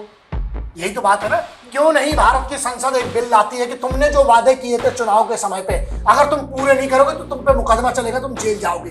बताओ, एक नियम बना दो जरा भारत में संसद में। आप जब आए थे चुनाव में भीख मांगने के लिए, वोट की, जब आपने वादे किए थे वो वादे पूरे नहीं करोगे तो तुम जेल जाओगे। क्रिमिनल ऑफेंस होना चाहिए। देखते हैं फिर कैसे होता है। गंदे पानी से मैम यहाँ पर मृत्यु हो जाती है बच्चों की, सब भूल जाते हैं। वहां पे गड्ढा खोद के रखा है तुमने, दिल्ली में कल रात को एक बच्चे की मृत्यु हो गई, उसके पहले एक बच्चा फोन करता रहा, उसकी मृत्यु हो गई। बस आप सस्पेंड कर दो। काहे का सस्पेंशन है? सस्पेंड क्यों करना, टर्मिनेट करो इनको, क्रिमिनल ऑफेंस इन पे लगना चाहिए और इनको जेल भेजो इनको, तब सुधरेगा देश। क्योंकि तुमको किस चीज के लिए बोल रहे हैं, तो आपको उसी के लिए बोल रहे हैं जिसकी तुम तनख्वाह ले रहे हो। मेरे पे एहसान कैसे कर रहे हैं, सरकार तेरे को नौकरी दे रही है, पेंशन दे रही है, मेरे पे एहसान मत कर, नौकर है। लोगों को लगेगा सर आप सरकारी अधिकारी के खिलाफ, काहे की सरकारी अधिकारी के खिलाफ? अगर आप अच्छा काम कर रहे हो तो हम ही तो सम्मान कर रहे हैं ना सरकारी अधिकारी का। हमारे इधर आईएएस पकड़े गए हैं, आईएफएस आईआरएस पकड़े गए हैं। सोचिए अभी एंटी करप्शन ब्यूरो की रेड में, वहां पर एंटी करप्शन ब्यूरो के लोगों ने रेड की कि पुलिस वाले पकड़े गए हैं। अभी एक वीडियो आया था। ये है मुद्दा मैम। तो हम करप्शन नहीं मिटा सकते, लेकिन अगर यही लोग सही कर दिए जाए, पनिशमेंट अगर होगा तो 1% लोग सबको बर्बाद करेगा। भारत की ब्यूरोक्रेसी बहुत स्ट्रांग है मैम, उनको छूट देंगे वो सब सही कर सकते। बड़े पढ़े लिखे अधिकारी हैं, बहुत पढ़े लिखे अधिकारी हैं हमारे इधर। आईसीएस चली करती थी, इंडियन सिविल सर्विसेज की हमारी, तब से देखिए आप कितना बढ़िया है मैम। हमारे इधर ना संविधान पढ़ाना पड़ेगा, हमें बच्चों को देशभक्त बनाना पड़ेगा। और देशभक्ति का मतलब सिर्फ इतना नहीं होगा कि चिल्लाना पड़ेगा, हमें उनको इस देश की माटी की वैल्यू करना सिखाना पड़ेगी। 1.5 हमारे लिए ज्यादा जरूरी, देश के अंदर सुरक्षा बढ़ाना पड़ेगी, देश के अंदर नियम कानून सख्त रखना पड़ेगा। और उसके बाद रही बात शत्रु की मैम, उसके लिए अधिकारी हैं, उसके लिए एजेंसीज हैं, उसके लिए हमें जिस दिन पत्र मिल जाएगा, भगवती की कसम हम जो करेंगे वो अभी पॉडकास्ट में नहीं बता सकते, लेकिन ऐसा कमाल जरूर करेंगे कि पुश्तें उस वायलेंस को झेल नहीं पाएंगे शत्रु की। वो दास्तां बनेगी मैम, एग्जाम्पल बनेगा कि अगर भारत के खिलाफ नजर उठाओगे ना, इतने टुकड़े में पाओ जाओगे कि गिनने के लिए तुम्हें ना मशीनें लगेंगी बेटा, फिर आर्टिफिशियल इंटेलिजेंस लगेगा देखने से ड्रोन में कितने टुकड़े में भारत का शत्रु काटा गया। ये है ना, उनने हमारे पुलवामा हमले में हमारे लोगों के चीथड़े उड़े थे, आपने उसको सजा कोर्ट में दिलवाई। मालूम क्या सजा होना चाहिए? वैसे ही एक बस लाई जाए, जो जो जिम्मेदार था उनको ऐसे ही एक बस में डाला जाए और उनको उतने ही आरडीएक्स से चीथड़े उड़ाना चाहिए। ये होगा निर्णय, ये है मेरा निर्णय, ये है वायलेंस। है वायलेंस, किसी को पसंद हो ना तो कोई फर्क नहीं पड़ता, सत्य है और ऐसे ही होना चाहिए। जरूरी भी है सर आजकल के वक्त पे थोड़ा वायलेंस तो पूरा, हम तो थोड़े के विपक्ष में, लेकिन कानून के तौर पे पहले डिसाइड कर लो, गलत आदमी के खिलाफ निर्णय नहीं आना चाहिए, जो सही आरोपी है उस पर बिल्कुल ऐसे होना चाहिए। सर हम जब नेशनैलिटी की बात करते हैं या हम बात करते हैं कि जैसे हमारे ही साथ जो भाई बंधु रहते हैं, मैं एज अ फीमेल सोचूं, हाँ, बच्चों की सोचें, मेल्स की सोचें, irrespective any age group any gender, school से लेके आज तक हमें सुबह सुबह पीटी करा दी जाती थी, मॉरल साइंस की किताबें पढ़ी हैं, बट नेशनलिटी पे बहुत कम बात होती है आज भी, चाहे वो कोई भी स्कूल हो, कहीं पे भी हो, जितना मैं समझ पाती हूँ। ऐसी कौन सी चीज़ें हैं जो बचपन से लेके जवानी से लेके या रोज़मर्रा के लोगों में इनकलकेट करनी चाहिए, ताकि ये जो नेशनैलिटी है ना वो सबकी बाय डिफ़ॉल्ट कंसाइंस बन जाए कि आप अगर इंडिया में हो तो your very first instinct to anything would be anger towards that. जैसे कहीं लोगों ने आपने मेंशन किया कि इमोजीज ऐसे डाले थे, ये भी जब कंसाइंस में आता है तो कहीं ना कहीं लूप होल तो हम छोड़ रहे हैं, क्योंकि ये भी परवरिश का ही पार्ट है। अब वो एजुकेशन सिस्टम हो, चाहे फैमिली हो, चाहे कहीं से भी हो, रोजमर्रा की चीज़ों में। जिन्हें हम हार समझ बैठे थे गला अपना सजाने को, हार, जिन्हें हम हार समझ बैठे थे गला अपना सजाने को, वही अब नाग बन बैठे हम ही को काट खाने को। इसका उत्तर इतना सा है मैम, जो गद्दार था उसके बाप दादा गद्दार थे, उसका खून गद्दार का, वो इस देश का गद्दार ही रहेगा, इसको नहीं सुधारा जा सकता, क्योंकि आप डीएनए नहीं बदल सकते, सब कुछ बदल दिया। तो ये दो कैटेगरी है भारत में, एक गद्दारों की बहुत बड़ी कैटेगरी है और एक देशभक्तों की बहुत बड़ी कैटेगरी है। इसको आप मिक्स करके गद्दारों को देशभक्त बनाने जाओगे, हो ही नहीं सकता। जहां आपने बात की नेशनैलिटी की, बहुत सिंपल सी करता हूं, आप एक बात बताइए कि नेशनैलिटी में भारत के स्कूलों में अभी एक बात हो, जैसे महाराष्ट्र सरकार ने एक बात, बहुत छोटी सी बात है लेकिन इसका पीआर नहीं होगा, कभी किसी को नहीं पता चलेगा, एक वर्ल्ड रिकॉर्ड बन गया लेकिन कोई पीआर नहीं हुआ इसमें। ये है कि महाराष्ट्र सरकार ने इस 26 जनवरी को वहां के शिक्षा मंत्रालय ने, शिक्षा मंत्री ने एक प्रयास किया, वो ये थी कि कवायत बोलते हैं उसको महाराष्ट्र में। कवायत का मतलब होता है कि 10 मिनट की एक्सरसाइज देशभक्ति के गानों पे होगी, फिटनेस की। तो लगभग 2 करोड़ बच्चों ने 26 जनवरी को पूरे राज्य में किया, लेकिन अब पता नहीं चलेगा। यही बात है, ये किसकी जिम्मेदारी थी? मीडिया की। मीडिया तो आएगा नहीं, तो जो पूरे विभाग ने पूरा इतनी मेहनत की वो तो बर्बाद हो गई ना, क्योंकि मीडिया बिक चुका है, ये प्रॉब्लम हुई। मीडिया को अपना कुछ दिखाना था, पता नहीं क्या नाटक दिखा रहा था, मुझे भी नहीं पता। अब बताता हूँ। दूसरा, मैं तो देखता नहीं इसलिए बता रहा हूँ आपको, लेकिन नहीं दिखाया इसकी खबर क्लियर, क्योंकि जब आप सर्च करते हो तो उस कवायद के बारे में कोई नहीं बताएगा कि 2 करोड़ महाराष्ट्र के छोटे छोटे स्कूल के, मतलब कम से कम 50,000 स्कूल हैं जो हर गांव तालुका जिले के छोटे छोटे स्कूल ने एक कवायद की, और उस कवायद करके उन्होंने उन सब बच्चों ने 26 जनवरी को इसको एंजॉय किया। अब दूसरी तरफ बताता हूँ, जो महाराष्ट्र के अंदर, या महाराष्ट्र के नहीं पूरे देश के अंदर जो बड़ी बड़ी सोसाइटीज है, मान लो डिस्कशन क्या होता है 15 अगस्त और 26 जनवरी के दिन, यार नाश्ते में क्या है कल, वो कभी नहीं पूछते झंडा वंदन क्या है, क्या बात होगी, क्या कार्यक्रम होगा, क्योंकि उनको ना नाश्ते से मतलब है। तो जिनको, ये तो गद्दारी है ना। हर सोसाइटी का मान लो एक सेक्रेटरी चेयरपर्सन, पता नहीं काहे का सेक्रेटरी, उसके पास कोई पावर नहीं होता है, नाटक करते बैठते। कहीं पर भी सोसाइटीज एक्ट में कुछ नहीं है, नियम बना सकते हो, गाइडलाइन बना सकते हो, फॉलो कुछ नहीं करवा सकते हो, हमारे पास कोई लीगल अथॉरिटी नहीं। लेकिन ये ऐसा पूरे सिर्फ आपने तिरंगे लगा दिए, लेकिन तिरंगा जमीन पे है, देश मानो कब बदलेगा। 15 अगस्त 26 जनवरी को आजादी मनाने से कुछ नहीं होगा और गणतंत्र बनाने से कुछ नहीं होगा, जब तक तुम 16 अगस्त और 27 जनवरी को जो तिरंगे जमीन पे गिरे उनका कदर करके आप उठा के उनको सम्मान से नहीं रखते हो। ये है देशभक्ति, नेशनलिज्म। हम सब राष्ट्रभक्ति, मैं कोई नहीं होता हूँ किसी को सर्टिफिकेट देने वाला। हर व्यक्ति, मैंने आपसे जय हिंद और वंदे मातरम बोला, आपने रिप्लाई किया, इतनी सी बात है। आप गुड मॉर्निंग की आदत डालोगे तो गुड मॉर्निंग बोलता है आदमी, हाय बोलोगे तो हाय बोलेगा। यहाँ बात यह है ना कि हम अपने संस्कार भूल गए। जब तक हम अपने संस्कार भूलते रहेंगे, हमेशा हम पर हमला कब हुआ, जब हम कमजोर हुए अपने संस्कारों में, हमने अपनी संस्कृति छोड़ दी। हमारी संस्कृति क्या है मैम, हमारी संस्कृति है हम माटी को मां मानते हैं। एक बात बताइए, बिल्कुल एक फड़ बन गया। अच्छा, इसमें एक और बात आती है जिसपे हम आपस में लड़ने की बात करते हैं मैम। जय हिंद वंदे मातरम इंकलाब जिंदाबाद भारत माता की जय, मैं जितने लोगों को जानता हूं जो मेरे परिचित में है मैम, सब कहते हैं, चाहे वो हिंदू, चाहे मुसलमान हो, चाहे सिख हो, चाहे ईसाई हो, सब कहते हैं मेरे साथ मिलके। मुझे ये समझ में नहीं आ रही प्रोपोगेंडा किया क्यों जाता है। वही वाली बात है ना कि देखो खिड़की से बाहर, तुम्हें लगता है क्या बहुत सारा तनाव है, लगता है अगले हफ्ते चुनाव है। यही है और कुछ नहीं है। तो ऐसा है, आज भी देश में मिलकर रहते हैं, बस ये हमें इंटीग्रेट करना पड़ेगा।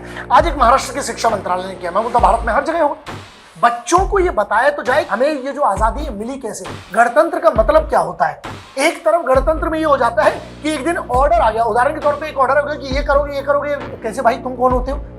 कॉन्स्टिट्यूशन ने अधिकार दिया सबको स्वतंत्रता का, कौन को क्या खाना है, क्या पहनना है, इसका अधिकार है।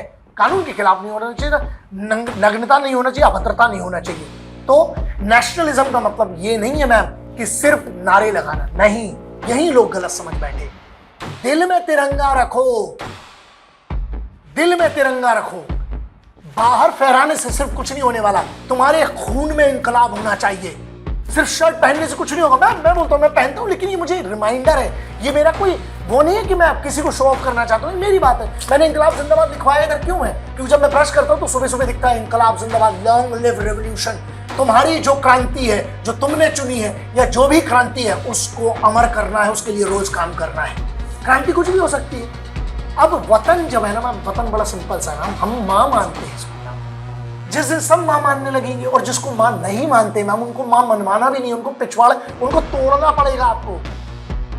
मैम, जिसको जो संविधान में अधिकार मिला है करिए, राष्ट्र का अपमान का किसी को अधिकार नहीं है। फ्रीडम ऑफ स्पीच के नाम पे आप ये नहीं कर सकते। है, फ्रीडम ऑफ एक्सप्रेशन है, लेकिन आर्टिकल 14 भी है, आर्टिकल 15 भी है। मैं उस पर बात करने जाऊंगा तो मैं इनको परखच्चे उड़ा दूंगा इनके। मैं आपके धर्म का अपमान नहीं कर सकता, आप मेरे धर्म का अपमान नहीं कर सकते। धर्म वैसे एक ही है, सिर्फ सनातन संप्रदाय की अगर हम बात करते हैं, बहुत सारे संप्रदाय में आते हैं, बहुत सारे पंथ में आते हैं ना। आप किसी धर्म संप्रदाय, उसके कारण है ना, और किसी के एक वाक्य से ना धर्म इतनी छोटी चीज भी नहीं होती कि आहत हो जाए। वो तो हम बोलते हैं, बात अलग है। एक कौन सी बात है जय श्री राम बोलने से, किसी मैं बोलता हूँ जय श्री राम, मैंने आपने मुझसे बोला जय श्री राम, मैं बोलूंगा जय श्री राम। आपने बोला अस्सलाम वालेकुम, मैं पूरा बोलूंगा वालेकुम अस्सलाम व रहमतुल्लाहि व बरकातहू। आपने बोला भगवान जय श्री राम, जय श्री राम, मैं बोलूंगा जय श्री राम, जय परशुराम, जय भगवती, जय महाकाली। मुझे क्या फर्क हो रहा है? हाँ, किसी ने आपसे बोला कि सात श्री भाई, मैं बोला भाई मैं तो कर रहा, सात श्री नहीं, चढ़ती कला च तू भी रखे बाबा, मैनू भी रखे, और असी प्रेयर करते हैं कि सारे अपने वतन को चढ़ती कला च रखे वो बाबा। हो गई बात। किसी ने बोला गॉड ब्लेस यू, आपने गॉड ब्लेस यू टू बोल दिया। अभी इतना छोटा है तुम्हारा धर्म, तो फिर तुम तो पालन ही नहीं कर पाए। इतना छोटा मत बनो, इतने सहज मत बनो कि कोई तुम्हें हर्ट करके चला जाए। अगर तुम्हें पक्का है तुम्हारा, तुम अगर सच्चे रियाजी हो, तो तुम्हें क्या फिर किसी को दिखाने की जरूरत है? तुम पूजा पाठ कितना करते हो, नमाज कितनी करते हो, इतनी सी बात है ना। तो अंदर से मजबूत होना पड़ेगा अपने ऊपर। और आपका धर्म मैं व्यक्तिगत है, मैं हमेशा कहता हूं मेरा धर्म मेरे घर में क्या है वो बात अलग है, मैं आप पे थोप नहीं सकता हूं, मैं कभी नहीं थोपूंगा। मैं क्योंकि मेरा धर्म है ना, वो मेरा पर्सनल है भगवान से मेरा। मैं भगवती को मानता हूँ, भोलेनाथ को मानता हूँ, आप नहीं भी मान सकते हो। अगर आप नास्तिक भी हैं, शहीद आजम तो नास्तिक थे, मैं इतना मानता हूँ। शहीद आजम ने खुद लिखा कि I am N atheist, Bhagat Singh साहब ने लिखा। लेकिन मैं भगत सिंह साहब को कॉपी नहीं कर रहा हूं ना, मैं उनके आदर्शों को मानता हूं। मैं नहीं हूं नास्तिक, मैं आस्तिक हूं। मैं मानता हूं, मैं गॉड फियरिंग हूं, मैं डरता हूं कि कुछ गलत होगा तो मुझे इसका एक जवाब देना है। इतनी सी बात है। मैं जिस दिन नेशनलिज्म आस्था हो जाएगी ना, पूरा देश बदल जाएगा। मेरा सब धर्म, ना किसी छत पे हरा झंडा रहने दो, ना लाल ना नीला, ना भगवा झंडा रहने दो। अरे मिलो गले इस तरह, हिंदू मुस्लिम सिख ईसाई यारों, हर छत पे सिर्फ एक तिरंगा रहने दो। यही तो कहा मैं। क्या है नेशनलिज्म? ना गिरजाघर जानता है, ना गुरुद्वारा जानता है, ना मस्जिद जानता है, ना शिवाला जानता है।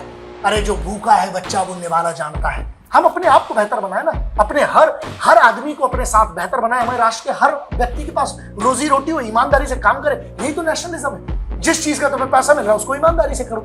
ह्यूमैनिटी इज द बिगेस्ट, सबसे बड़ी बात है। और इंसानियत, ये आपने कितनी अच्छी बात करी। इंसानियत सबसे बड़ा धर्म है, जानवरों के खिलाफ नहीं। जानवर मतलब ये नहीं जो 4 पैर वाले हैं, जो 2 पैर वाले हैं, जो वतन के खिलाफ बोलते हैं। अगर तुम जानवर बनोगे तो बेटा फिर शेर से बड़ा नहीं बन पाओगे। हम जंगल के वो शेर है ना, जो लोग अब इसने, जैसे हमने कहा कि हम शेर वाली बात करते हैं, शेर एक एटीट्यूड का नाम है। मैं कोई प्रजाति की बात नहीं कर रहा हूँ। कई लोग इसमें आके पॉडकास्ट में लिखेंगे कि अच्छा शेर तो अम्मा जंगल गई थी कि शेर घर आया था, ये कई लोग लिखते हैं। हम बता दें, हमारा बाप जंगल गया था। जितने शेर घूम रहे हैं मेरे बाप की औलाद है। अब तो ये ना, मेरे पिताजी ऐसे थे, मैं ऐसा हूं, मेरे औलाद भी ऐसी होगी। नहीं होगा, भाग घर से।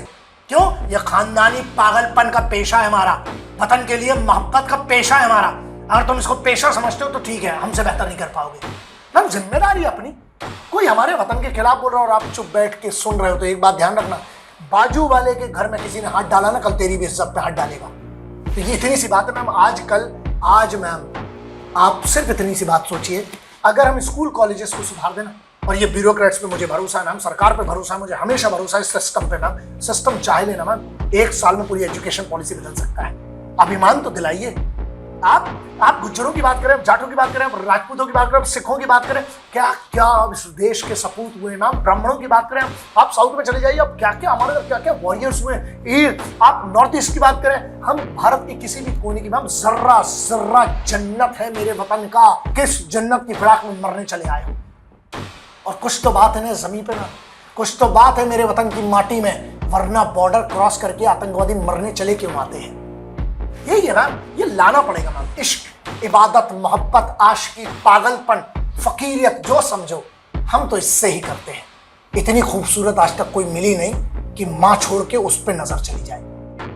ये जिस दिन सबसे खूबसूरत, जिस दिन अपनी माटी हो गई ना मैम, सब सुधर जाएगा। तो इतनी सी बात है। थैंक यू, आपने क्वेश्चन पूछा।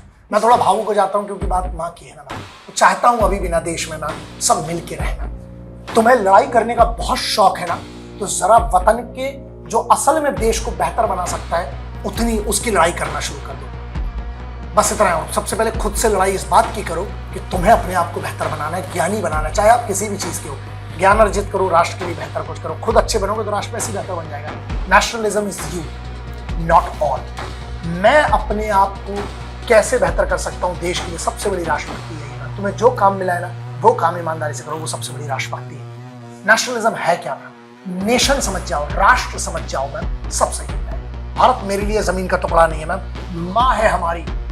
भारत कोई जमीन का टुकड़ा नहीं, संत फकीर वीर वीरांगनाओं की जमी है, जिसे हम माँ कहते हैं, जिसे हम माँ कहते हैं। और जब जब वतन पे मर मिटने की बात आएगी, आज हमेशा और हमेशा के लिए हम हाँ कहते हैं।